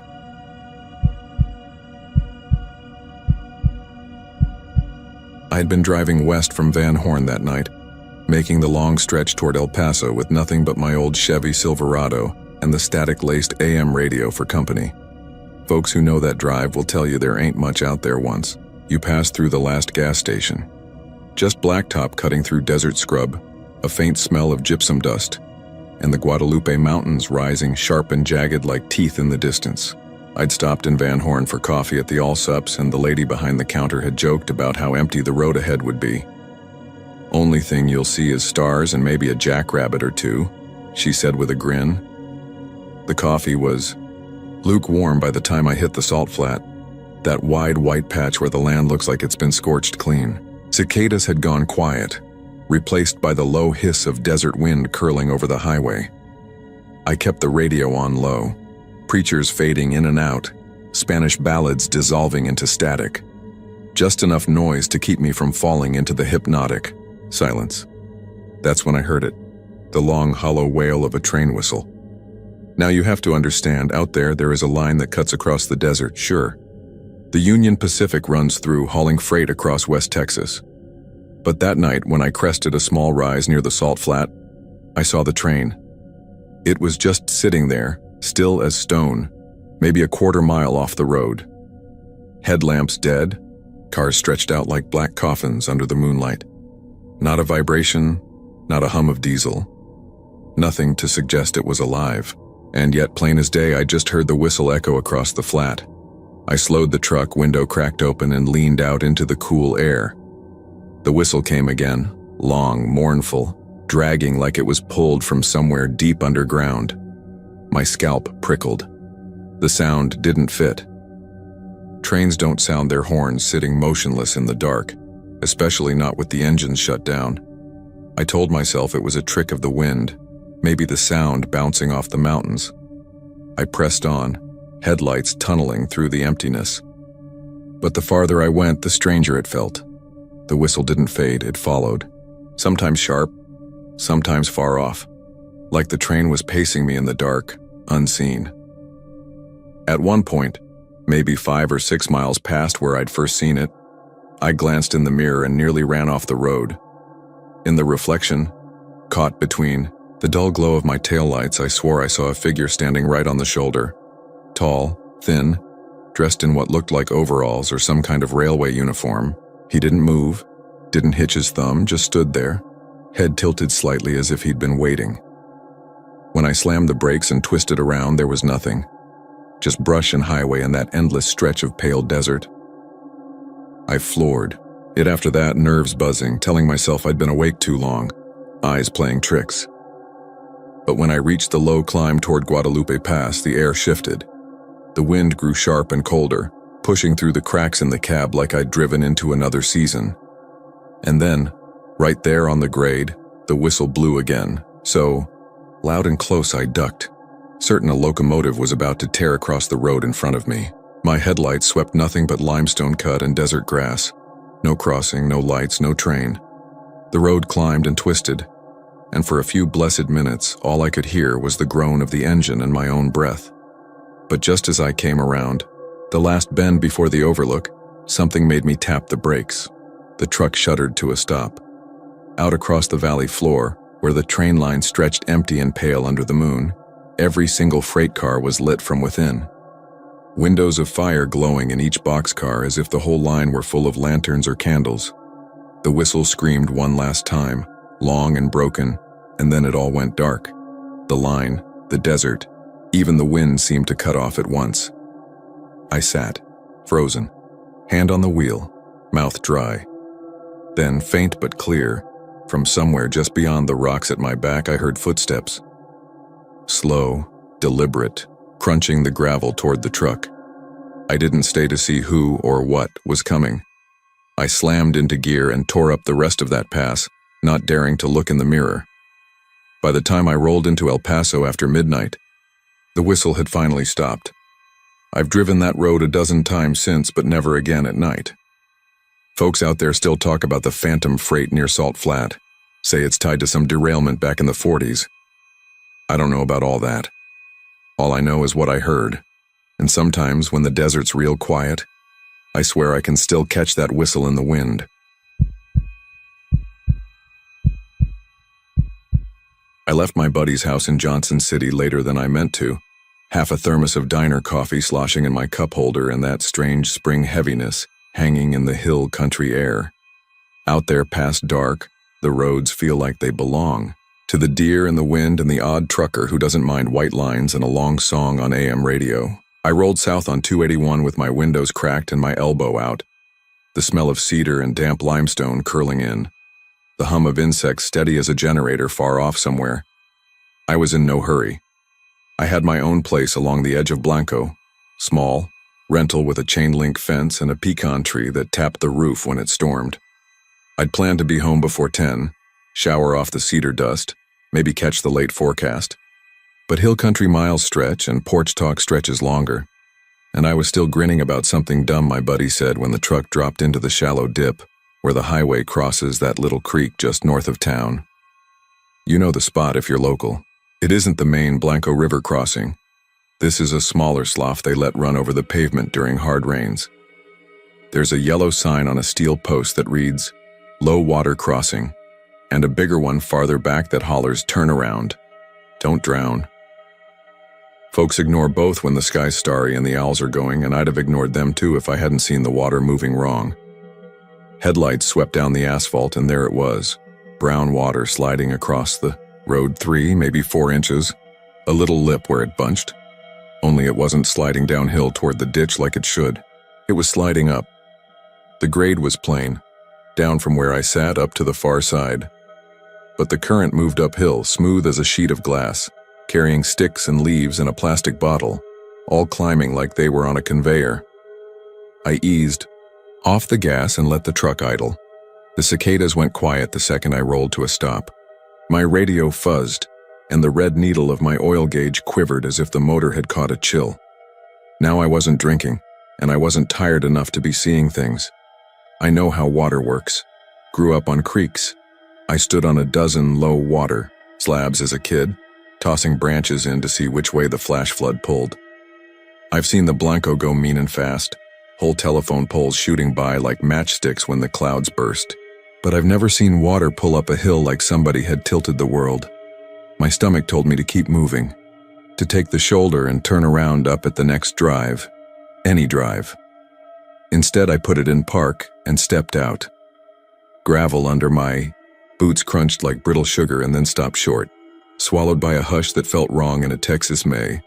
Even on calm nights, you still get cricket song, a barn owl screech, a dog bark bouncing over a pasture. That minute, there was nothing but the slide of that water and a far-off rumble that might have been an 18-wheeler, or just my ears lying. I took the mag light out of the door pocket, clicked it on, and walked to the edge. The beam hit the surface and came back milky. Silt swam in the glow, glittering tiny flecks like mica, and the top was oddly smooth, like syrup before it breaks into bubbles. A cigarette butt spun by the toes of my boots, pivoted as if deciding something, then carried on up toward the crown of the road. The beam stuttered, little hiccups like the batteries had lost their nerve, then steadied again. I moved the light, and the water showed me letters. They weren't carved exactly, and they weren't floating. They were there in the way the silt clumped in tiny clearings in the film where no grit could settle and the water ran extra bright. 5 shapes formed, broke, formed again. I blinked hard and told myself it was pareidolia, brain making faces, out of clouds. Then the letters settled for a heartbeat, my first name written wrong way up in the wetted shine, as if someone had traced it from the higher side with a finger, and it had bled backward down the surface tension. The A wobbled, the N slurred, then it was gone.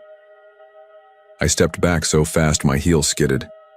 The edge of the slab is slick with algae most of the year, and I thought about the local sheriff's Facebook post from last spring warning folks not to test their luck. My luck felt thin as paper right then. The barricades on either shoulder stirred, bright tape shivering though there was no wind, and gave a small metallic knock, like a door you push that hits a chain on the other side. I twisted around. Nothing was there. When I looked back to the creek, there were people on the high bank. They didn't show up all at once. That would have been cleaner in a way. Instead, the shapes thickened out of the low cedars and the shadowed pecan trunks, darker bits in darkness. 3 at first, then 5, then more, stiff and wrong proportioned. I couldn't make out faces. They were too still to be deer and too tall to be hogs, and they stood too spaced out and even to be any group of kids messing around. The maglite was strong, new batteries and everything, but every time I pulled the beam toward them, the light curdled, as if I'd swung through smoke, and the space where the beam should have been turned suddenly gray. Then the air flashed, clear again, and all I'd caught was the suggestion of a sleeve, the angle of a head, the dip of a hat brim that would have fit some farmer from an old photograph. I didn't call out. Whoever you call out to at midnight on a creek, you don't want to answer. I lifted my boot like I might set it on the asphalt, and one of the figures stepped forward first, quick and abrupt like it had been waiting for that cue. It didn't splash when it hit the water.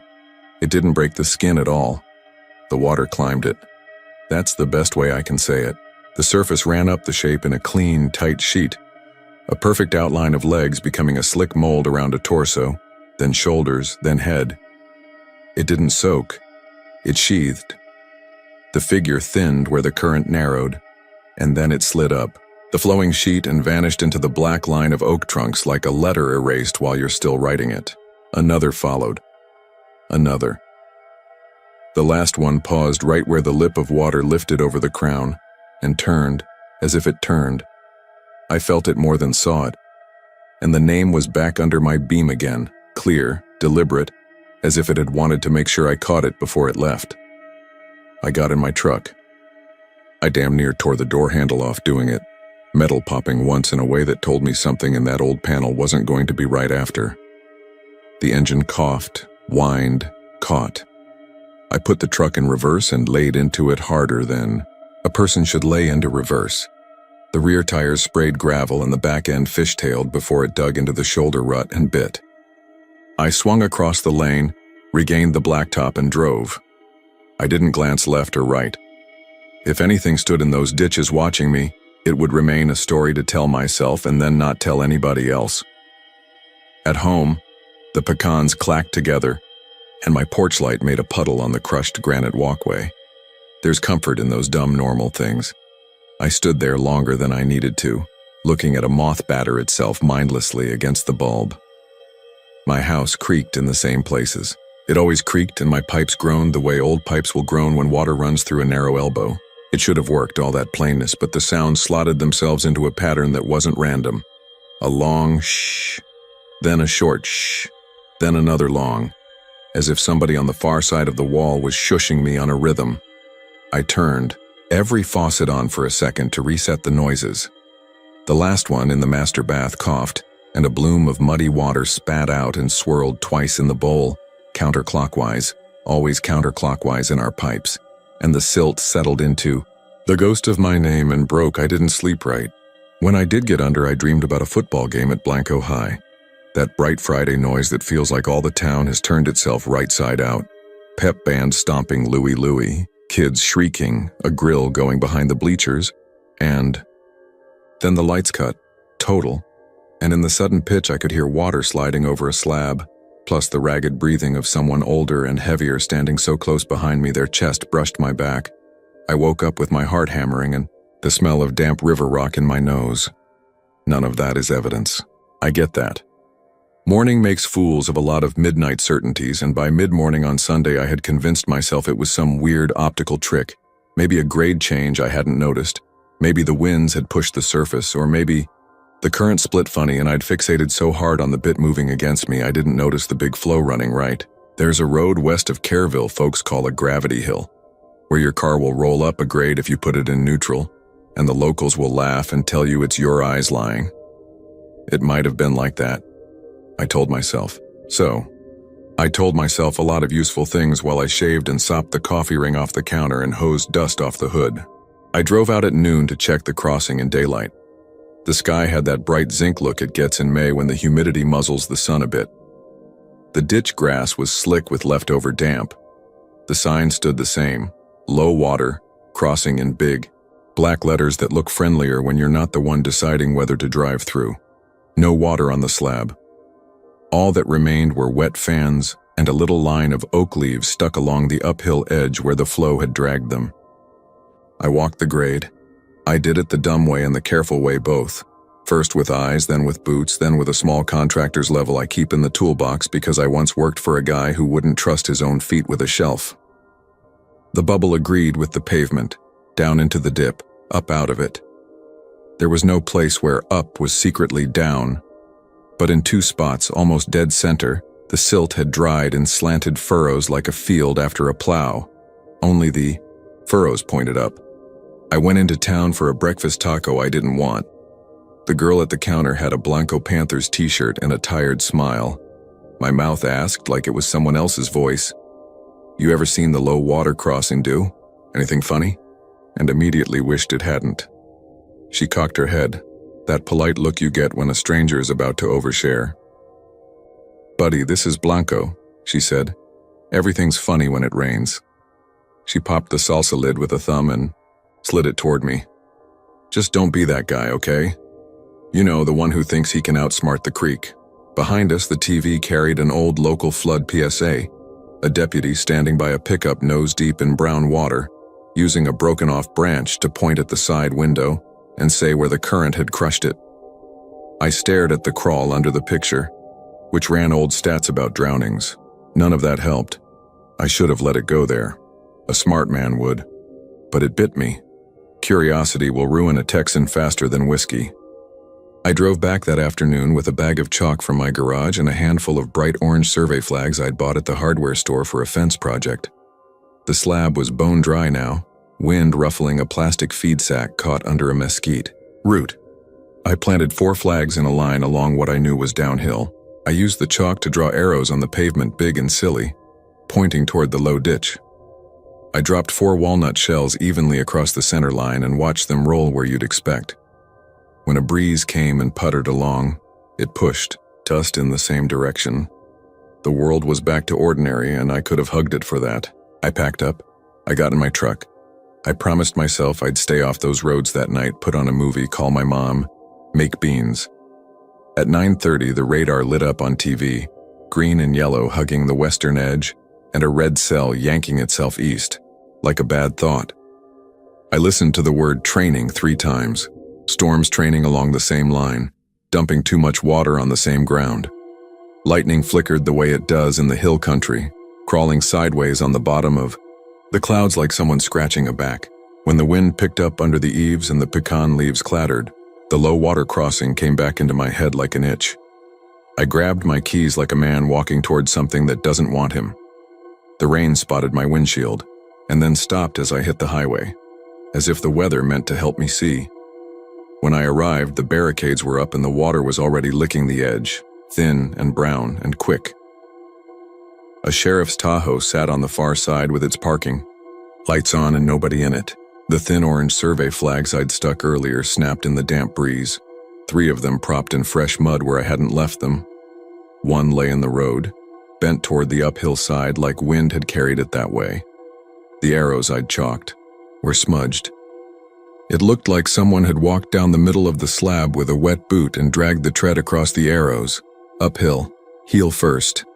I was not alone. I don't mean the figures. I mean a man in a green rain jacket and a little boy in Batman pajamas under it. The boy holding a grocery sack with what I guessed were fishing lures or rocks. Anything that clinks. They stood under the cedar by the warning sign, watching the water. "You waiting on somebody?" I asked, and it felt good to hear my voice come out matter-of-fact. The man looked unfazed to see me, like men in trucks show up at creek crossings all the time to ask that same dumb question. "My wife," he said. "She works over in Johnson City. Don't want to take the long way round with this one already up past bedtime." He tapped the Batman mask with a knuckle. The boy's eyes were big and wet and serious. "You shouldn't wait here," I said. "She should turn around." He shrugged. "She knows this road," he said. "We all do." I opened my mouth to argue, tell him about the physics, the no second chances physics, and then the Tahoe's driver door creaked open like a hand had eased it. No one got out. No one was in it. Because I'd been watching for that deputy's hat, and there was none. The air felt like the deep breath you take under a blanket, close and humid and pressed. The rain started again, thin at first, then fuller. The water climbed the slab in a slow, steady sheet, and in the beam of my headlights it had that same smoothness. The top like oiled leather, non-breaking, whispering up. Leaves and grass tassels and a fast-moving black something, snake, belt, went with it. The first of my 4 chalk arrows dissolved. I took out my phone. The lens fogged with warmth, and my finger shook enough to make the screen soggy with misses. But I got the camera pointed and recording and said out loud, for proof later, "It's moving uphill." Then, because I am ashamed of my own nerves, I said my name and the time and the mile marker and let the phone hear me breathing like I'd run a long way. The boy in pajamas pointed at the Tahoe. He said, "It's got water on it." And I realized the driver's side window had a tall smear, a vertical arch like somebody had thrown a bucket. Only the smear bent wrong. The long tail of the splash curled up like a reversed S tracing gravity's opposite. The man noticed me noticing it and said almost merrily, "Weird night, huh?" He squeezed the boy's shoulder. "It'll go down in a minute. It always goes down." He was lying. He was lying to himself and to his kid and to me, but maybe that lie saved something in him that night. Headlights burned far up the road. They held steady, then dipped. A Camry, silver, hood dented, rolled into the dip up to the wheels and stopped. I knew a quarter of the town by their cars, and I did not know that one. I flashed my brights twice and waved. The driver's door cracked open, then shut again. A woman's silhouette leaned to peer out over the hood. The water rose another inch against my tires. I hadn't realized how close I'd rolled. The Camry edged forward. The front tires hit the sheet. The sheet climbed the tires. The car lifted. Not like a boat lifts when it floats, with bobbing and yaw, but like an elevator going up a floor, slow and purposeful. The nose pointed at the crown and the whole car slid a foot uphill without rolling. The brakes were on. The rear lights glowed red. The car climbed anyway. I cannot explain that to you without using words that make me sound like a liar. The car's nose reached the crown, turned slightly sideways, and the red tail lights smeared, as if they had been pulled up by a hand the way you pull at a streak of paint with your finger. The next second, everything was normal. The woman put the car back in park, opened the door, and sat there with her feet on the sill, breathing hard, staring at her own hood with the look of a person who's just seen the road shrug. He was standing at the passenger window before I realized I'd walked away from my truck. I don't remember crossing the water. My boots were dry, but the man in the green jacket had got there too, and the boy's grocery sack clinked like a wind chime behind him. "Ma'am," I said, too loud in the damp, "you gotta back up, don't try it." She nodded, the kind of nod you do when your ears are ringing and agreement is a way to be polite. And then she looked past me, past the man, past the boy, and said, "Y'all see that?" Her voice had the wobble you hear when a person is trying not to cry or laugh.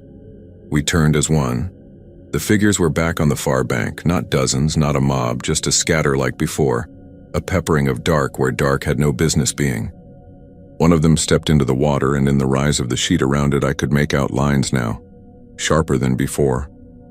A dust coat that cut square at the thigh the way old denim did. A flat brim of a hat tipped back the way you'd shove it when you're straining to see a calf and brush in bad light. A jaw I knew like I knew my own. It was my uncle. Not young, not old, just the version of him that still lives inside the family stories. Standing in a creek that ran the wrong way, with his head tilted and that little soft grin he wore half the time like he couldn't help finding something funny you'd missed. "Buddy?" I said without intending to say anything at all. The man in green looked at me like I'd cussed or prayed. The figure tilted its head, same as my uncle did when you asked him if he'd seen your pocket knife, and he had. The water wrapped it clean, it lifted, stood on a surface that should not have held it, and then it was gone. I don't remember choosing to do it. Choice is too pretty a word. I put my phone in my chest pocket so the camera looked out over the buttons, checking with numb fingers that the lens peaked. I walked into the sheet at a place where it was thinnest, right where I knew the pavement dipped deepest. It touched my boots. It climbed just like it had climbed those shapes. It did not soak the denim. It didn't even smell wet.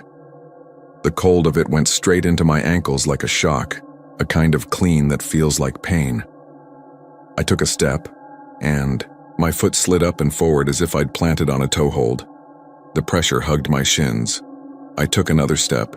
The shushing rose in my ears, matching the breath I was dragging through my teeth. There were words in the water. They were there the way a tune is there in a train whistle, and they kept trying to shove themselves into my head faster than I could tell them to stop. My name was one of them. Another was a highway number I hadn't driven in a decade. Another was my mother's, said slow, said twice, said the way she'd say it if she were trying to find me behind a shed. The car horn went off next to me. The Camry, one quick panic honk, which is the kind that rips you out of a trance. I looked left and saw the boy, Batman mask pushed up on his head, standing on the wrong side of the barricade with both hands full of the sagging grocery sack. The man was half in, half out under the rail, trying to grab him back. The boy had dropped the sack and everything had flung out. Flat skipping stones, a short length of copper pipe, a handful of nails, a ceramic knob, a rubber ball, and every one of those things arced and then slid. Not down into the ditch like their little weights asked, but up toward the far curb.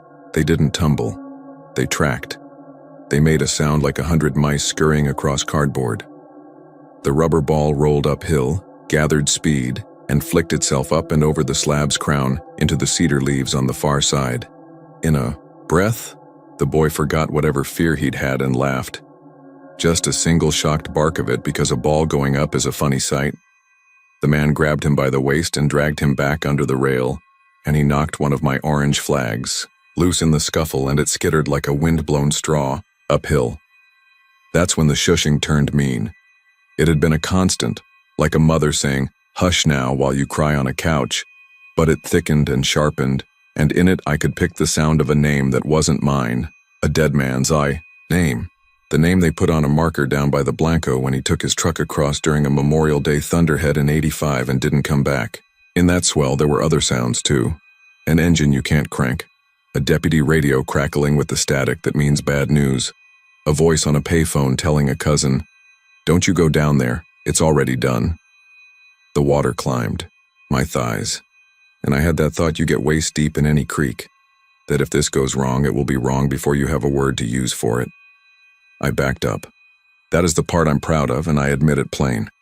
Bravery looks good in stories, but in real life it puts folks in the paper under a picture their aunt hates. I put my feet carefully the way a man puts his feet on a ladder when he's 3 rungs higher than his wife wants him. The sheet let go as I reversed, dragged a little, sulked, then slid down off my jeans with a zipper sound and puddled at my boot soles and then flattened along the microscopic grades of the slab. The moment I felt dry air on my calves, the spell broke. I stumbled toward my own headlights, leaned both hands on my hood, forehead against the hot metal, and breathed like I had been underwater. My phone was still recording. I left it there. I wanted a record I could one day deny and then play again in my empty kitchen like a fool. None of us spoke after. The woman in the Camry idled there with her hands at 10 and 2, knuckles white, then put the car in reverse and eased back up the lane in that shaky, slow way you do when you're pretending you're not rattled in front of strangers. The man in the jacket carried the boy back to their own SUV. The boy asked a reasonable question about how a ball rolls up. The man told him something about magnets. "Magnets don't do balls, Daddy," the boy said. And then he respected his father's silence. I waited with the Tahoe, half expecting the deputy to materialize out of cedar scent and highway mist, but nobody came. When the rain thickened and the creek took the slab whole, I pulled away. In the rear view, my flags lay flat against the pavement, flat and fluttering, all of them pointing uphill like the wind was blowing that way. It wasn't. The pecan leaves told me the truth of the wind, whipping toward the ditch. At home, I set the phone on the table and let the video play with the sound off. You can see the water slide wrong. You can see the chalk smear. You can see the ball. You can see something else too if you let your eyes go fuzzy. Not a person, not a face, but a void. A slouching absence at the far edge. A spot where the wet surface seems to fold inward and vanish. I put my ear to the speaker. There are words in the shush. If I watch too long, they shape themselves into sentences I know nobody said. I hit pause when it gets to my own voice, hoarse and high. "It's moving uphill," I say, and then I say my name and the time and the mile marker, and hearing my name in my own mouth under that shushing felt like something a person shouldn't do by accident. I slept 2 hours at dawn and dreamed of a concrete slab laid over a sky full of stars, with nothing under it but more slab and no way off. I took the day off work and didn't call in. I made beans anyway. I ate none of them. If you want the tidy next part, the doctor, the deputy, the old-timer telling me a ghost story that puts a ribbon on it, you won't get it. I told nobody that would write it down. I told 2 people who wouldn't. My buddy, from Johnson City, who got sober eyes and said, "That creek took my cousin's dog when we were kids," and a girl I was seeing who decided to stop seeing me because I had the look of a man who brought weather with him. I live a mile and change from that crossing. For the next week I drove the long way, even when it was sunny. When the ground steamed and cicadas drilled the afternoon like a dentist tool, you could still find a silty arrow if you knelt where the slab bottoms and squint. It pointed up. The only tangible thing, the only thing you could hold in your hand and not call a feeling, came a month later when I changed my wiper blades. I lift the driver's arm and a curl of mud breaks loose from the black rubber and falls into my palm. It's dry by then, cracked like it's been sunbaked. In it, faint as a child's chalk, is a shallow S-curve, the tail thickening uphill, the trail thinning down. My name is there too, not letters this time, not distinct, just the feel of letters. Tiny absences where silt chose not to settle. Tiny gaps that, when the light skates across just right, read like something you already know how to say. I keep that curl in a drawer with the screws I'll never use. I won't tell you the exact spot. People go to things they shouldn't when they're told where they are. And if you're from around here, you don't need me to tell you where one creek runs odd. Half the sloughs in this county hold their own bad manners. Stories about flash floods that took a calf, a boy, a trooper, a woman who'd been told twice to turn around and didn't. The Blanco is a polite river until it isn't. And then it is not at all. Folks will shrug and tell you water has rules and the road has rules and the heart has rules.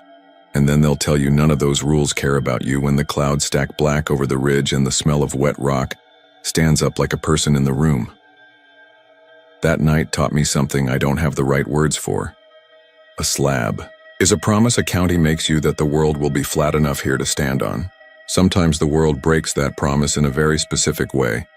Silently, slowly, obediently up. Every so often when the weather gets right, the air full and wet as a sponge, you can hear that low shushing in places where you shouldn't. Not at the creek, not in the pipes, not in your neighbor's hose. In the back of the grocery store while the compressors hum. In the stands at a Friday game when the band is between songs. In your own throat when you go to say your name to a clerk. It will ask you to come out and look. It will promise you a trick. If you go, you should go in daylight. Take a buddy who can talk about deer blinds and tractors in a way that fills space, and make sure you can hear traffic. And keep the radio on a station with DJs who won't let silence live. If you put things down in the middle, stones, a flag, a toy ball, be ready to see them go wrong. That's the real warning. Not that you'll drown, but that the part of you that decides which way is up will learn a different answer and refuse to relearn the old one. Last thing. At night when the AC kicks off and my house is quiet, I keep thinking I hear something small rolling on the counter. It'll hit a spoon, knock, curve, stop. I'll get up and there'll be nothing, just a little damp spot and a thread of silt. It doesn't scare me anymore so much as it embarrasses me.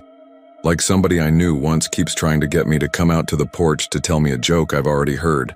But sometimes, when a thunderhead stacks over the pedernales and the edge of it turns that bruised peach and the radio says training again, I will stand in the kitchen with my hand on the back of a chair and feel the world tilt a half degree. The floor doesn't move. The level on my shelf would be true. But something under everything leans. For a breath, I wait for the sound of water sliding up a road. For a breath, I hear my name in it. And for that breath, I don't say a word. I don't correct it, I let it run uphill. Then I put on the radio, open the door, listen for a train I can't hear in this county, and tell myself the old promises about ordinary nights and roads that know which way to go. If those promises ever break again, I'll know it before I see it. The air will change and every insect in the hill country will swallow its song at once, and I'll feel the lack of that noise like a hand on my chest. And I'll turn around, I swear I will. I'll turn around, I will. If I don't, the slab already knows my name. It wrote it backwards once in a running skin. It can do it again without light. And when the water in the pipe says hush, I hush. I don't answer the phone when it rains anymore. I don't cross over when the barricades are up. If you're driving late and see a truck stopped at the shoulder north of Blanco with its flashers on, and no one in it, leave it be. Some crossings don't want witnesses. Some stories flow the wrong way, and if you stand too close, they'll take your version of the world with them. That's the truest thing I've got to tell you. The rest is just sound, and a shiver, and the feel of wet letters across a road after midnight that no one else will see until it's already too late. I was easing south on FM 39 with one elbow hooked over the window and two knuckles on the wheel, letting the damp night roll through the cab. I'd spent the afternoon and most of the evening out by my buddy Lane's place west of Flynn, wrestling, a bent gate hinge and a length of sagging field wire, while he chased a heifer that had learned how to lean just right and pop the latch with her forehead. By the time we finished, we were both smeared in green mud and mesquite scratches, and Lane's mama had sent me off with a paper plate of pecan pie under foil and a mason jar of sweet tea. Friday night football had emptied the county earlier. You could tell. When we'd driven into Normandy for bolts, the storefronts were dark but for a flickering Coors sign, and the only traffic was a sheriff's Tahoe idling outside the Allsups. FM 39 runs like somebody dropped a rope through. Pasture and paved right over it, long, lazy S-curves, low water crossings that shine like spilled mercury after a shower, and just enough hills to make your ears catch on a swallow. I know the road. It's where I taught myself to drive in my dad's old Ranger, and later where I'd point my beater Bronco when I needed to be nowhere. I had the radio on low, Cora out of College Station, the late-night DJ talking about a lost dog in Hearn, my window cracked to let the last of the warm season cicadas buzz in. It smelled like wet hay, gypsum dust, and creosote ties. Somewhere not far off, a pump jack creaked, steady as breath. Every few miles a cattle guard ticked under my tires and the posts went by with their little reflective nails like cat eyes. I noticed the billboard because there aren't many out there. It rose in my high beams on the right, half tilted in black. Soil, Brazos Valley Creamery in big blue letters, a cartoon Holstein with a red kerchief tied at her neck, and the line, fresh from cow to carton. A smear of rust had bled down from the top bolts like two long tears, and the bottom right corner was buckled where some combine or hay trailer must have kissed it. Cute cow, silly grin, white teeth. I registered it the way you register a mailbox. There, then gone. 10 minutes later, give or take, my high beams washed over that same blue and white again. Same kerchief, same rust streaks, same buckled corner like a bent playing card. There was a stubborn little burr in my head about it, nothing more. Maybe the creamery bought 2 spots on the same stretch. Maybe I'd missed the first curve of the fork at OSR and drifted to a frontage. I tapped the trip and watched the little orange digits glow. I'd put 8 miles between first cow and second. I told myself not to be dramatic. Folks get turned around on these roads because the land repeats. Coastal Bermuda, oak mottes, low galvanized gates with little chains draped like bracelets, and here and there a mailbox thick with bullet pucks. It's the same face in a crowd, from 3 angles. I pushed on, rolling 65 through a run of fog that lay like a low sheet across the pasture. When the fog hit the glass, it made that hush, that soft hiss, and I eased off the gas and let the truck float. The radio fuzzed and popped. I reached to jiggle the knob, my dad's habit, like it was still an antenna you could talk nice. The road rose, bellied, and fell. Somewhere out there a train horn gave a tired 2-note that hung on the air and said far. Then the cow again. Fresh from cow to carton. Same crooked bottom right, same rust tears, same little artist signature I hadn't noticed until then. Initials scrawled tiny in the milk splash. JHI said fine. That's 3. Maybe they've got a run on billboards from here to Marquez. I laughed at myself because that's what you do. You make a joke the first time the universe hangs. A mirror in the dark and asks if you're scared of your own face, I told the wheel. Y'all are real proud of that kerchief, and eased the cruise to 60. The cicadas fell silent like somebody turned a fader down. That happens sometimes too. They shut up for a breeze you can't feel yet. Right then, there wasn't even a whisper of wind, only the steady purl of tires and the tick of gravel now and then, and the radio a low breath of static.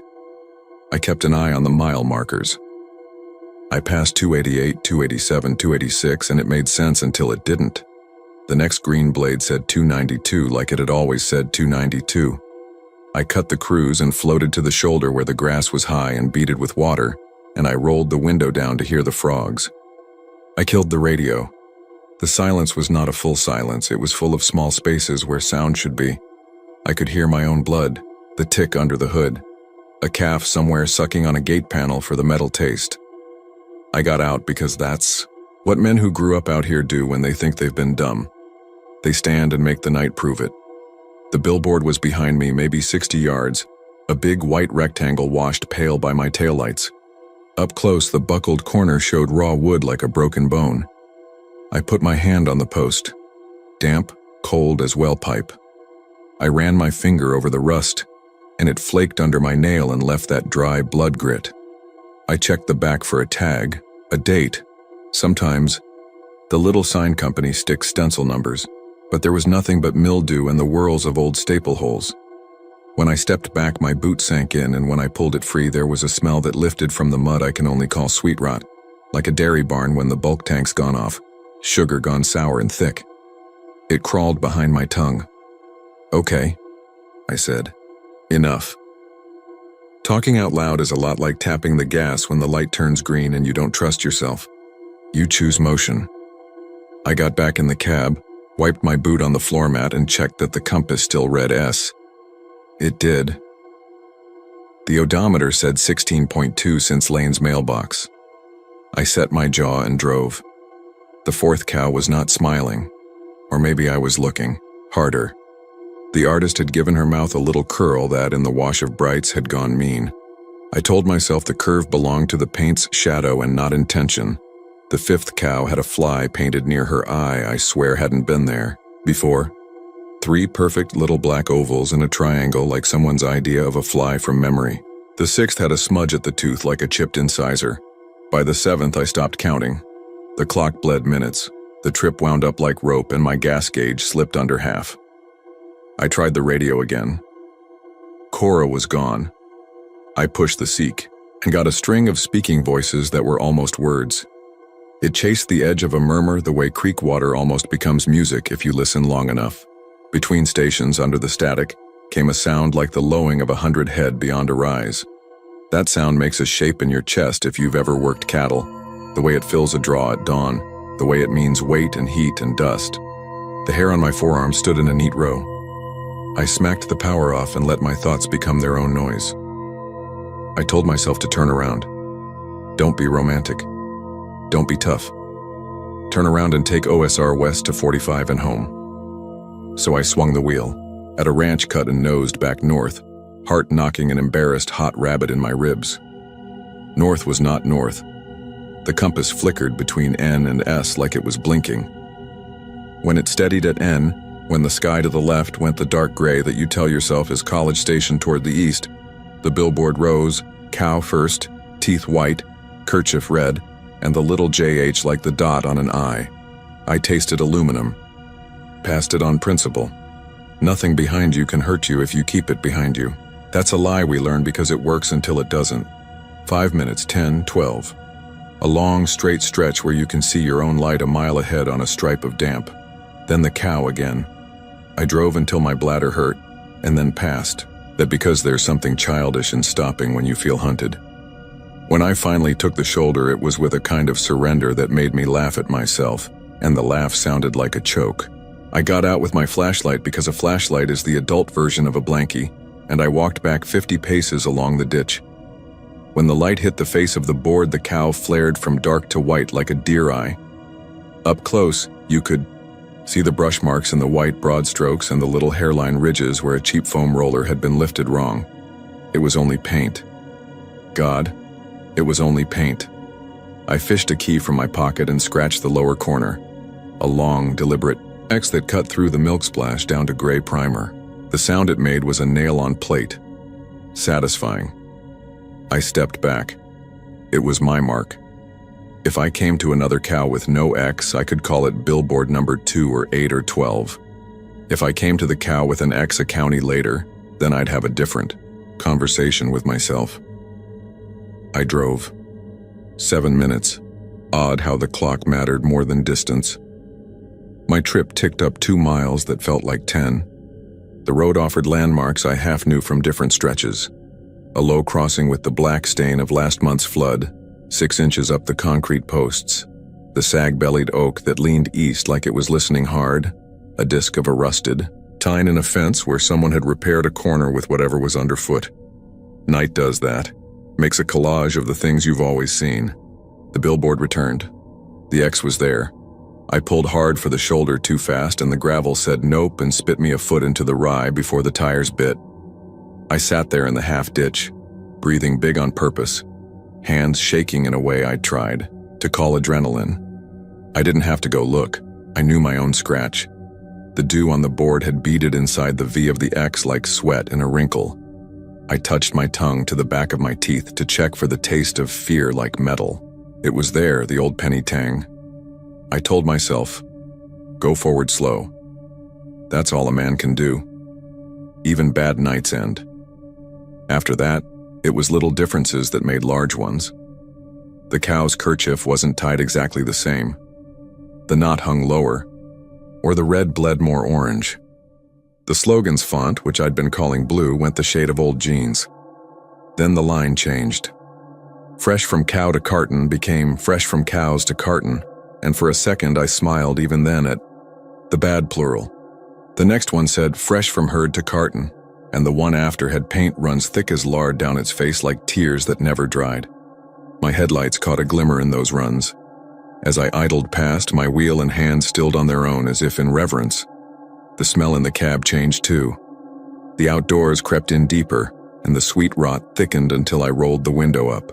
Behind the sweetness was a hot iron smell like a milk line when someone has let the gaskets go bad, and hot water is scalding residue into the rubber.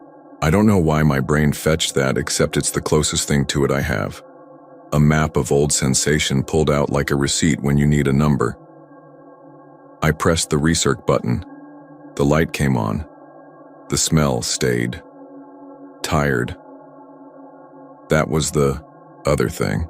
The kind that comes from a fluorescent store at 2 a.m. and a mop that can't shake its own dirt. It lapped at my eyes. I reached for the coffee Lane had poured in a thermos and got my hand around cold metal that shivered like a fish.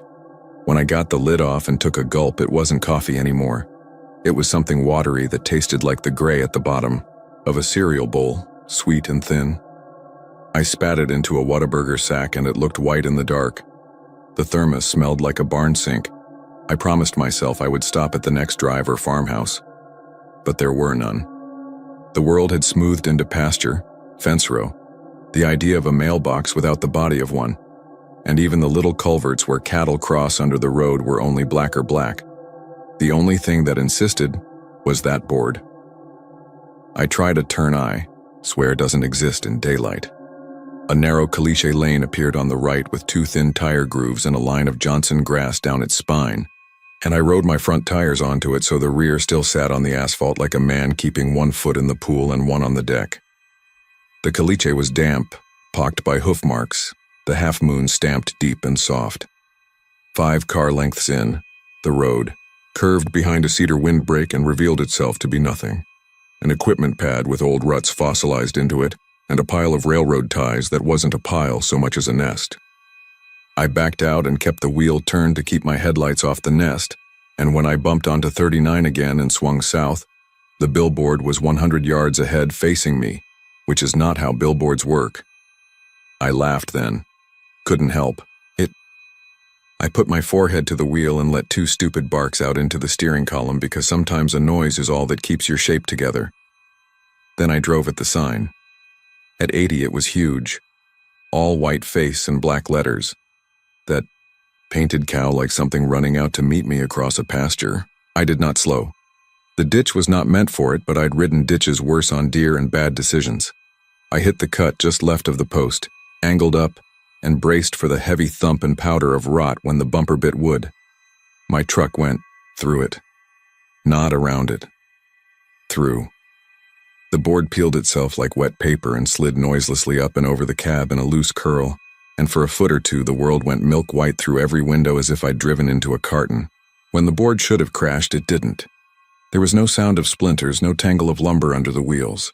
The ditch settled my shocks, and I slid back onto the road, and my rear view held nothing but night. I drove slower after that, the way you drive after a near miss when the heart comes back from wherever it goes. The smell had edged into metallic. I checked the gauge like a gambler who hopes the numbers mean a different thing if you stare them enough. A little amber light I'd never seen before glowed in the corner of the dash. It looked like a rectangle with a dot. It pulsed. On, off. On, like a slow breath. The manual was somewhere in the glove box under old maps and napkins. I didn't reach for it because some part of me had a child's superstition that naming it was allowing it in. I rolled the window down again to keep from either falling asleep or waking up to the wrong thing. Wet cold poured over my knuckles.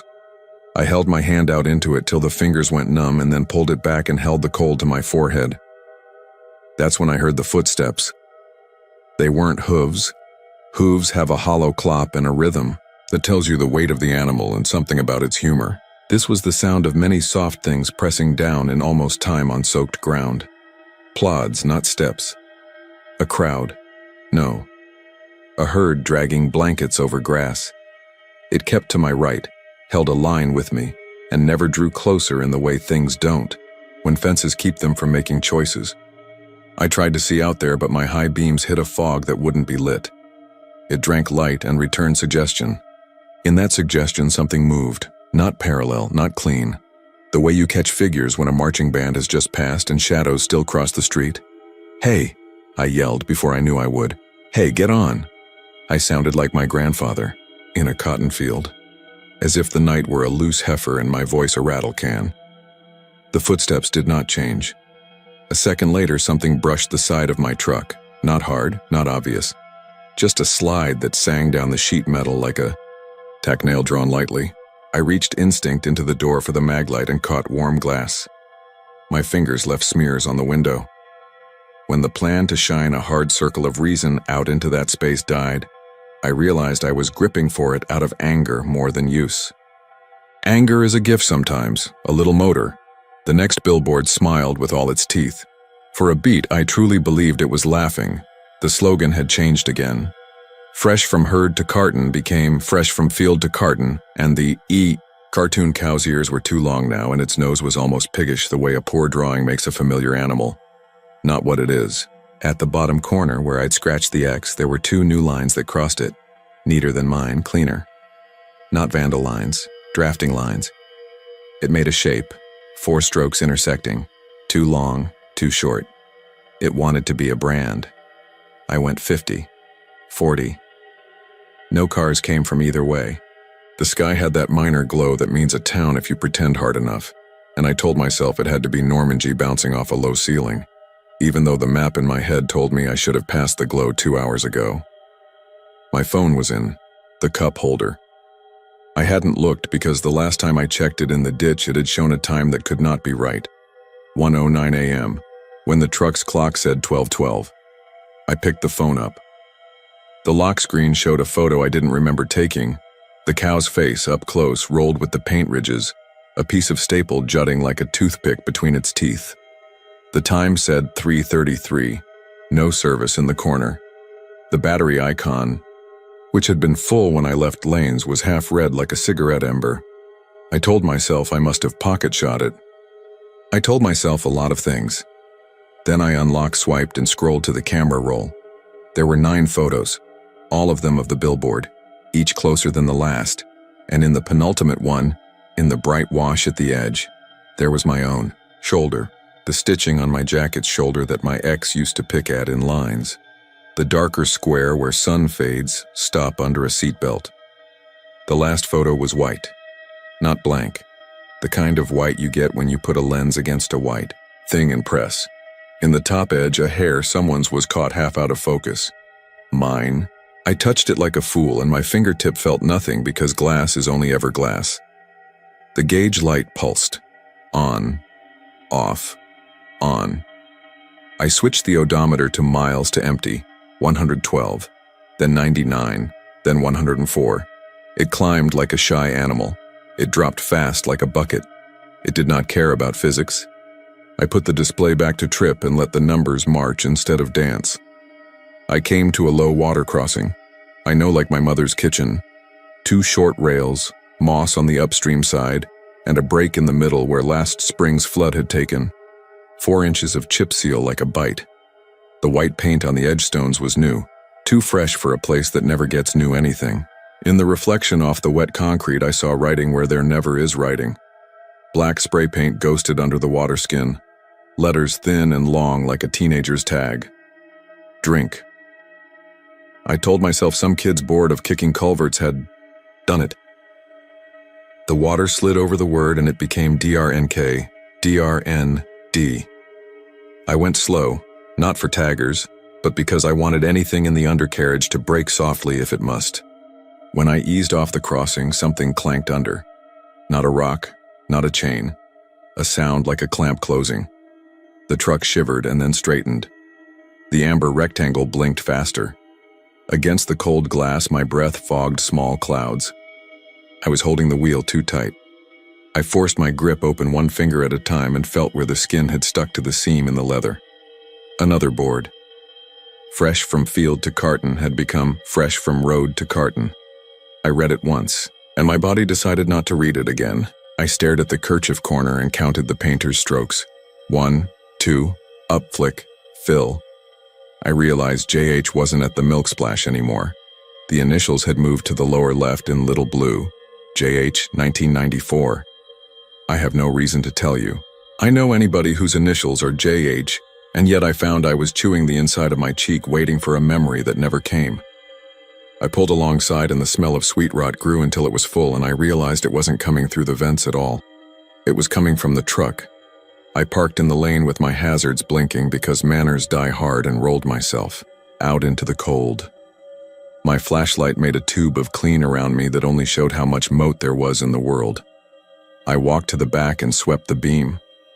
My tailgate and bumper were spattered with white in a way that wasn't paint. It had a skin to it, a glisten. I stuck the light in my elbow and touched 2 fingers to it and rubbed. It softened to a smear. It smelled like milk, but wrong. Like milk that had sweated through plastic for a day under a heat lamp at a convenience store. I scraped my fingers on the hitch and listened for the steps. The ditch grass leaned and righted itself in a line, 30 feet away, like something large had changed its mind and lay back down without a sound.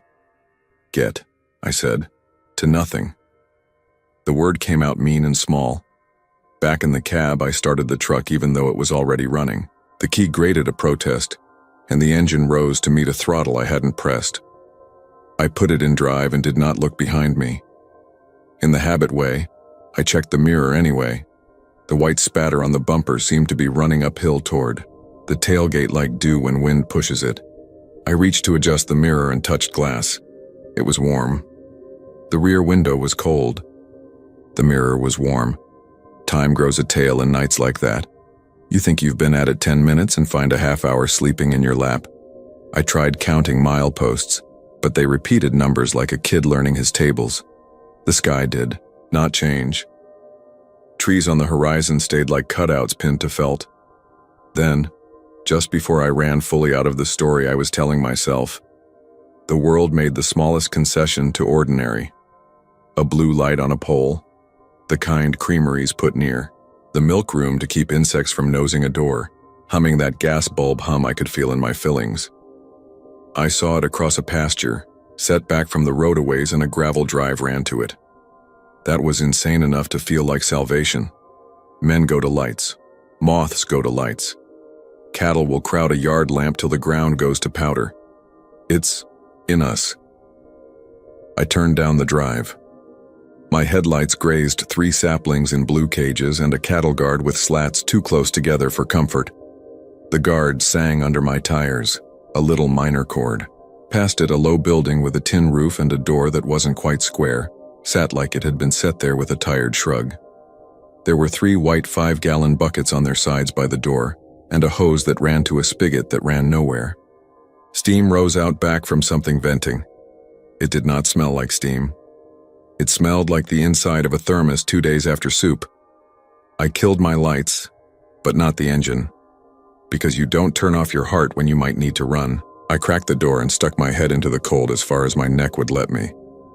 Hello? No echo. No dogs. No boots.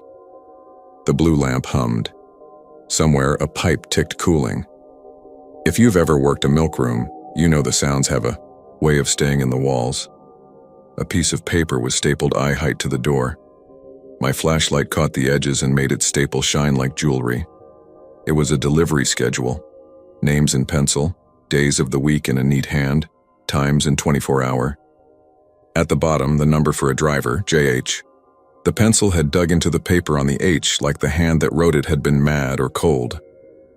The last entry was tonight, 23:00, my date, and beside it the name of a road I recognized in the way you recognize the name of your own street on a bad day, FM 39. I didn't knock. I can't tell you why. If I had, a woman in boots from the bedroom side might have told me to get the hell on because people sleep. A man might have opened the door to see what trespassers look like past midnight, and that would have been good and human. I didn't knock because the house of the blue light wasn't a house. It was a place for doing. And whatever they did, they weren't doing now. And I thought if I made it a house with my hand, it would make me a liar too. I backed out, eased the truck onto the gravel, and found the road again. The cattle guard sang the same chord backwards. When I hit asphalt, the board waited for me, close enough to feel like it was at the end of the driveway, although I know it wasn't. Fresh from road to carton had become fresh from you to carton. I didn't read the U as mine, not right away. I read it as a sad, bad piece of advertising like the kind you take a photo of to mock later. Then my phone buzzed even though there was no service, and the screen lit by itself, and for a blink, my own face filled it from the rear camera, as if the phone had used the windshield as a mirror and found me. A white smear was across my chin I hadn't put there. I rubbed at it with the back of my wrist and it came away faint and sticky. I didn't pray. I should have. Or maybe I did, in the way an animal prays when it keeps moving. I passed 3 more boards without naming them because if you don't say a thing, then it owes you less. Somewhere along there I said out loud, to see if the night would take it away, "I'm sorry," and immediately laughed quick and mean because it sounded like I was apologizing for something I didn't do. The laugh stuck and became a cough, and I spit into a cup, and what left my mouth looked more like thin cream than spit, and I threw the cup into the passenger footwell like space's distance. About then the truck let go of me. That's the only way I have to tell it. I held the wheel and the wheel did not make choices. The road made them and the truck agreed, and my hands were just 2 old ornaments hanging on a fence. We curved left where 39 does not curve left. We rose in a long climb where the land goes level for miles. We crossed a bridge low over a dry creek I know for a fact has no bridge. When I tried to ease the truck down, to take back even 2 miles per hour, my foot met a pedal that pushed back. The amber rectangle on the dash had gone steady, and under it I could hear a new sound, low, constant, wet, like milk moving through a long tube. I thought of the metal clamp sound at the low crossing. I thought of hoses. I thought of the way dairies keep a vacuum on lines to pull white through silver veins. Laugh if you want. It sounds like reaching. It is reaching. But once the idea found me, I could not shake that I was somehow on a line. I did the dumbest thing I did that night, and I did the bravest. I shifted to neutral at 62. The engine spun high, the wheels freed, and the truck began to slow just from the truth of friction. The new sound rose in pitch the way an old television whines when it warms, and for the first time, something in the night answered. In the ditch 50 feet out, a lowing rolled up. Not one animal, not 100, a single voice made of many throats. I have never heard anything like it. It started in my stomach and raised the hair on my neck from inside. It was neither sorrow nor threat. It was call. It was the sound of a thing reminding you what you owe. Neutral gave me myself back for a breath. I signaled left because I am at heart polite. Then I eased onto the shoulder and let the truck coast to a stop with 2 wheels on asphalt and 2 in the wet. The sound went down with me, like I was a ball in a tube that makes a note as it falls. I set the brake and sat with my hands on my knees like a man working up to a proposal. When I could feel my fingers again, I killed the key. The engine went quiet. The new sound did not. I opened the door and stood into it and felt the ground give like a wet sponge. My flashlight lit a cone of mist and wet grass and breath I could see. My own breath went out in steam, and with each exhale the smell of sweet rot grew as if my lungs were part of it. I swept the beam right and caught a fence, smooth wire instead of barbed, 3 strands strung too tight and too clean for old country. Beyond it, shapes lay inert until the light crossed them and made them refuse to be shapes. A long, low tank on legs, a stainless elbow, the belly of a bulk cooler. None of that is here, I thought. None of that stands in a pasture. And yet my light had the sense of hitting something you could stub your shin on. From the other side of the road the footsteps began again. The brush had a way of admitting them and then forgetting they'd passed. They moved neither toward me nor away from me, just with me, like shadow. The urge to run back to the cab and pull the door shut like a blanket was so strong I felt my knees prepare without permission. I didn't. I walked back to the billboard. I walked because I had to do one thing that wasn't a reaction. I had to make a choice that was mine. The board stood 30 paces ahead. My light climbed it in an angle, and the cow's face sprang forward and then settled. The way things do when your eyes learn their size again, fresh from U to carton. The U was too big by half. The sign painter had gotten happy. My X in the corner remained, and with it the drafting lines that made the little brand. Too long, too short. My finger found them before I knew I'd reached, and the cuts, which I'd scratched shallow in paint, had depth now down to wood. The wood was damp and soft. I pressed. It gave under my nail. JH, I said out loud, because I needed a human in the room, even if it was an initial. Buddy, you did a bad job on your clear coat. From behind the board, an answer came. Not words. The sticky pull and release of rubber when you lift a suction cup from glass. Slow. Patient. Once. Twice. 3 times. I stepped back into a rut, so clean it could have been scribed, and my heel slid. I flung my hand for the post and caught it, and my palm came away slick. I shined the light and saw that the post was wet with the same white that spotted my tailgate. But here it had a structure. Runs and webs like the strings in egg white when you've broken the membrane and it throws skeins. I backed away and didn't turn my back because I was raised right.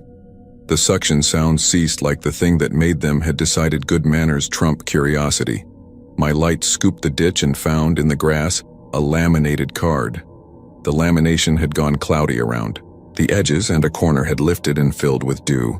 I bent and picked it up because it had shape and humans love things with corners. It was a time card, punched along the bottom, the kind a clock bites when you feed it and leaves little rectangular mouths. Name at the top in blue ink. Harris. J. Most of the punches were evenings, some were dawns, and the last line, tonight's date, had no outpunch. I slid it into my back pocket because I am a thief for evidence when scared, proof that the world wants me to live in it. Back in the cab, I smelled the white again, and realized it sat in my palm lines like a lifeline gone foreign. I wiped my dye, hand on the dash mat till the stick went to drag. I turned the key. The truck didn't catch on the first try. It caught on the second and idled too smooth, like a new thing. I put it in drive and went 30, then 35. The amber light went dark and didn't come back. The footsteps kept pace. The road gave me back one green mile marker after another in a sequence that did not insult me. 279, 278, 277. I told myself, easy, easy, son. I could see the faint glow of a real town now, not a blue lamp, and the radio, without my hand, found a preacher in Buffalo talking soft about Jacob wrestling something he never quite named. The words took the shape of soothing even if they did not reach my understanding. The billboard returned one last time. I knew it was last the way you know a storm line when it rolls across a field. You feel the drop, and then a lift. The cows. Face was what it had been at the first. Kerchief red, teeth comical, rust tears only rust. The slogan had gone back round. Fresh from cow to carton. I slowed. I lifted my foot. I looked hard for the X, and I saw it, faint under fresh paint like old scars under a bad tattoo. And I didn't stop because it felt like a contract. You pass a thing once more, you pass it for good. When the road spit me at the service road, for I-45, the green sign for Madisonville was so beautiful I thanked it. I pulled into the Whataburger across from the Buc-ee's because bright orange letters mean people, and I wanted to be small in a place full of air conditioning and wrappers. My gauge, which should have read starved, sat stubbornly on E with the needle resting as if asleep.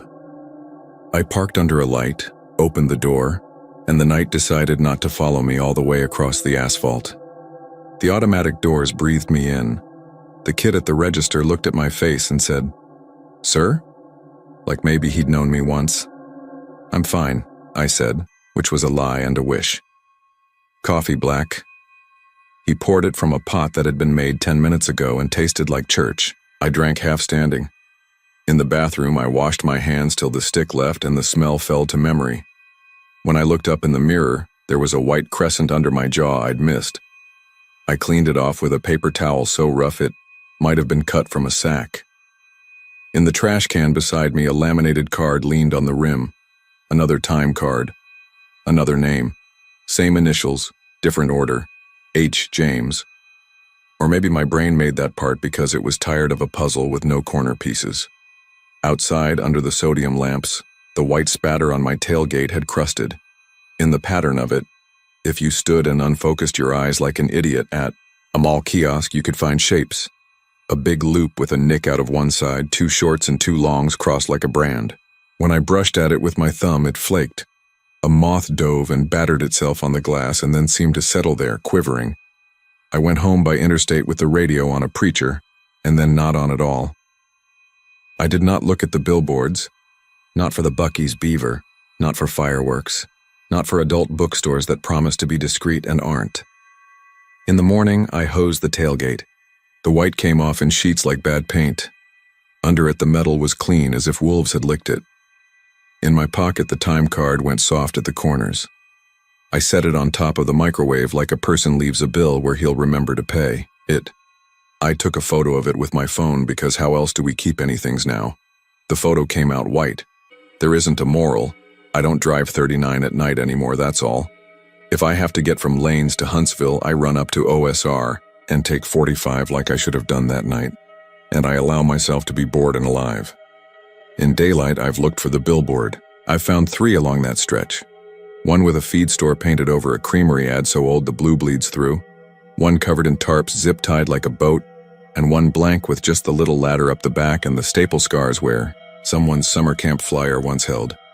I have never found the one with the bent corner just so, the JH down in the milk splash, the X faint under fresh. Sometimes, coming north from Houston late, the glass of my rear view holds a flare of white, framed in blacktop a long way behind me. I tell myself it is a reefer trailer catching a street lamp. I tell myself many good reasonable things. But when I roll the window and the night leans in, if the air smells the least bit sweet, I put the glass back up and hold the wheel without, squeezing and ask the quiet at my shoulder for small mercies, not answers.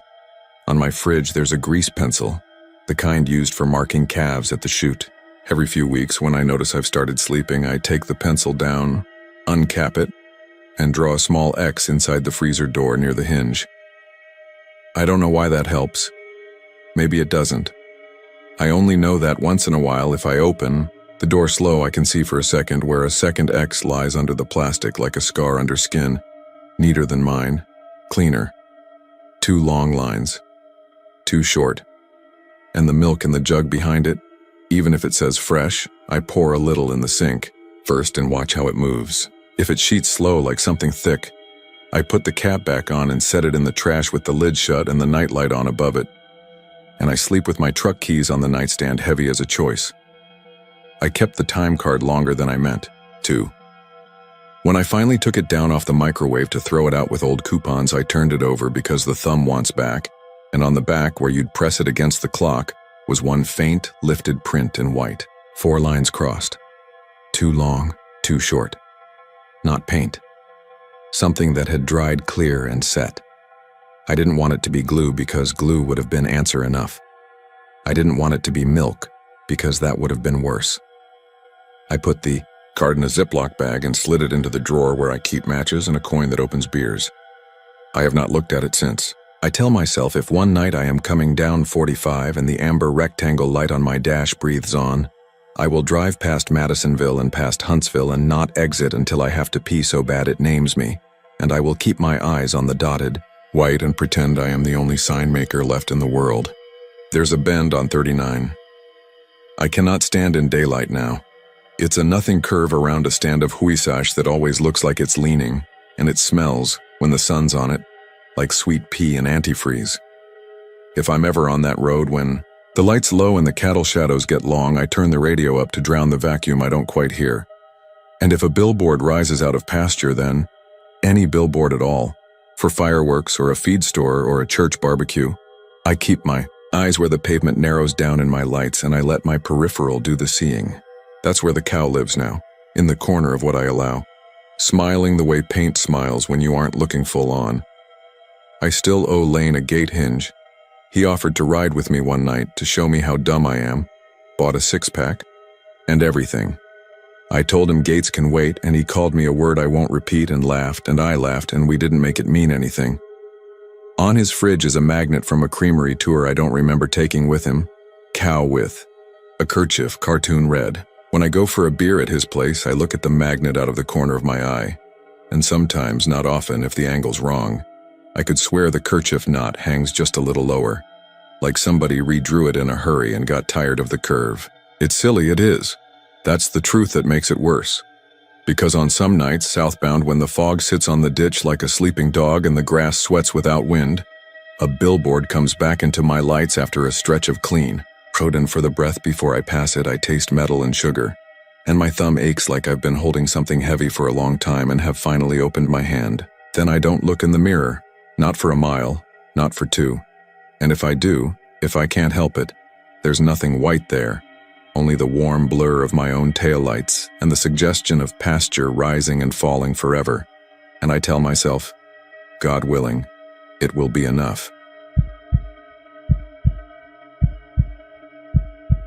I had been on the road longer than I meant to, pushing through the piney woods with nothing but headlights and stubbornness keeping me company. East Texas at night is its own kind of dark, not like the desert out west where the stars hang over you in wide open sky, but a suffocating dark that presses in from both sides. Pine trees stacked shoulder to shoulder, their branches clawing together so tight overhead that the moon barely gets a word in. The air was cold for once, late fall settling in, breath fogging the windshield faintly no matter how long I ran the defroster. I told myself I'd stop in Nacogdoches, grab a coffee at the Whataburger that stays open all night, and maybe nap in the parking lot before heading on to Henderson in the morning. But the miles between Lufkin and Nacogdoches stretch longer at night, like the road doesn't want to end, and I was starting to feel the drag in my eyelids. US 59 is no interstate, but it carries enough big rigs that you don't ever feel truly alone. Their lights flare up in the mirror, their engines thunder past, then you're left with your own smaller hum again. That night, though, traffic had thinned to nothing. No taillights ahead, no high beams creeping up behind me. Just my old Silverado chewing up blacktop and the rhythmic squeak of the speedometer needle vibrating against the glass. I cracked the window for a little noise, and the sound of cicadas leaking up from the ditches mixed with the distant cry of something. Maybe coyotes, maybe just a dog on a chain too far from the porch light. About 10 miles north of Lufkin, I spotted the green sign for a rest area. The state builds these simple picnic table and bathroom affairs, sometimes with vending machines if you're lucky, tucked into little cutouts off the highway.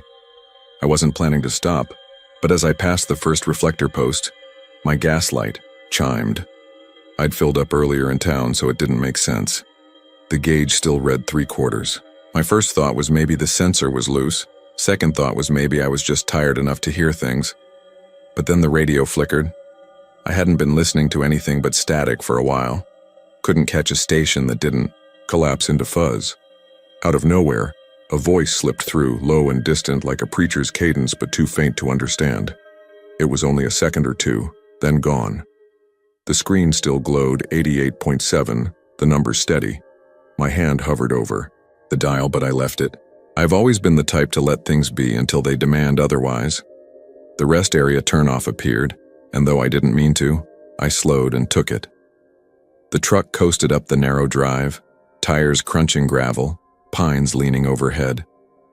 The lights were on, those harsh yellow lamps Texas loves that make everything look older than it is.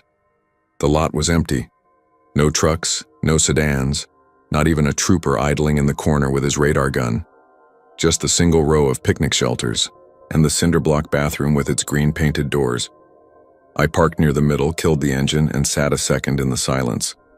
My ears rang faintly from the sudden lack of road noise. You never realize how much your truck sings until it shuts up. The air smelled like wet leaves and wood smoke from some faraway burn pile. I stretched, rubbed my face, and told myself I'd walk to the vending machine, grab a Dr. Pepper, then hit the road again. The crunch of my boots on gravel was too loud in the stillness. The lamps hummed overhead, insects swarming around them despite the chill. I kept expecting another car to pull in, the way rest stops usually feel, always somebody else passing through. But it stayed empty. The vending machine stood beside the restroom doors, glowing faintly. I fed it 2 crumpled bills, pressed the button, and listened to the thump of the can dropping. Cold metal in my hand, comforting in its ordinariness. I cracked it, the hiss sharp, and leaned against the picnic table bench to take the first sip. That's when I heard it, footsteps on the gravel. Slow, measured, not hurried, coming from the far end of the lot where the lamps faded into shadow. I froze, soda halfway to my mouth, and strained to listen. The steps paused when I did, then started again, closer by maybe 10 feet.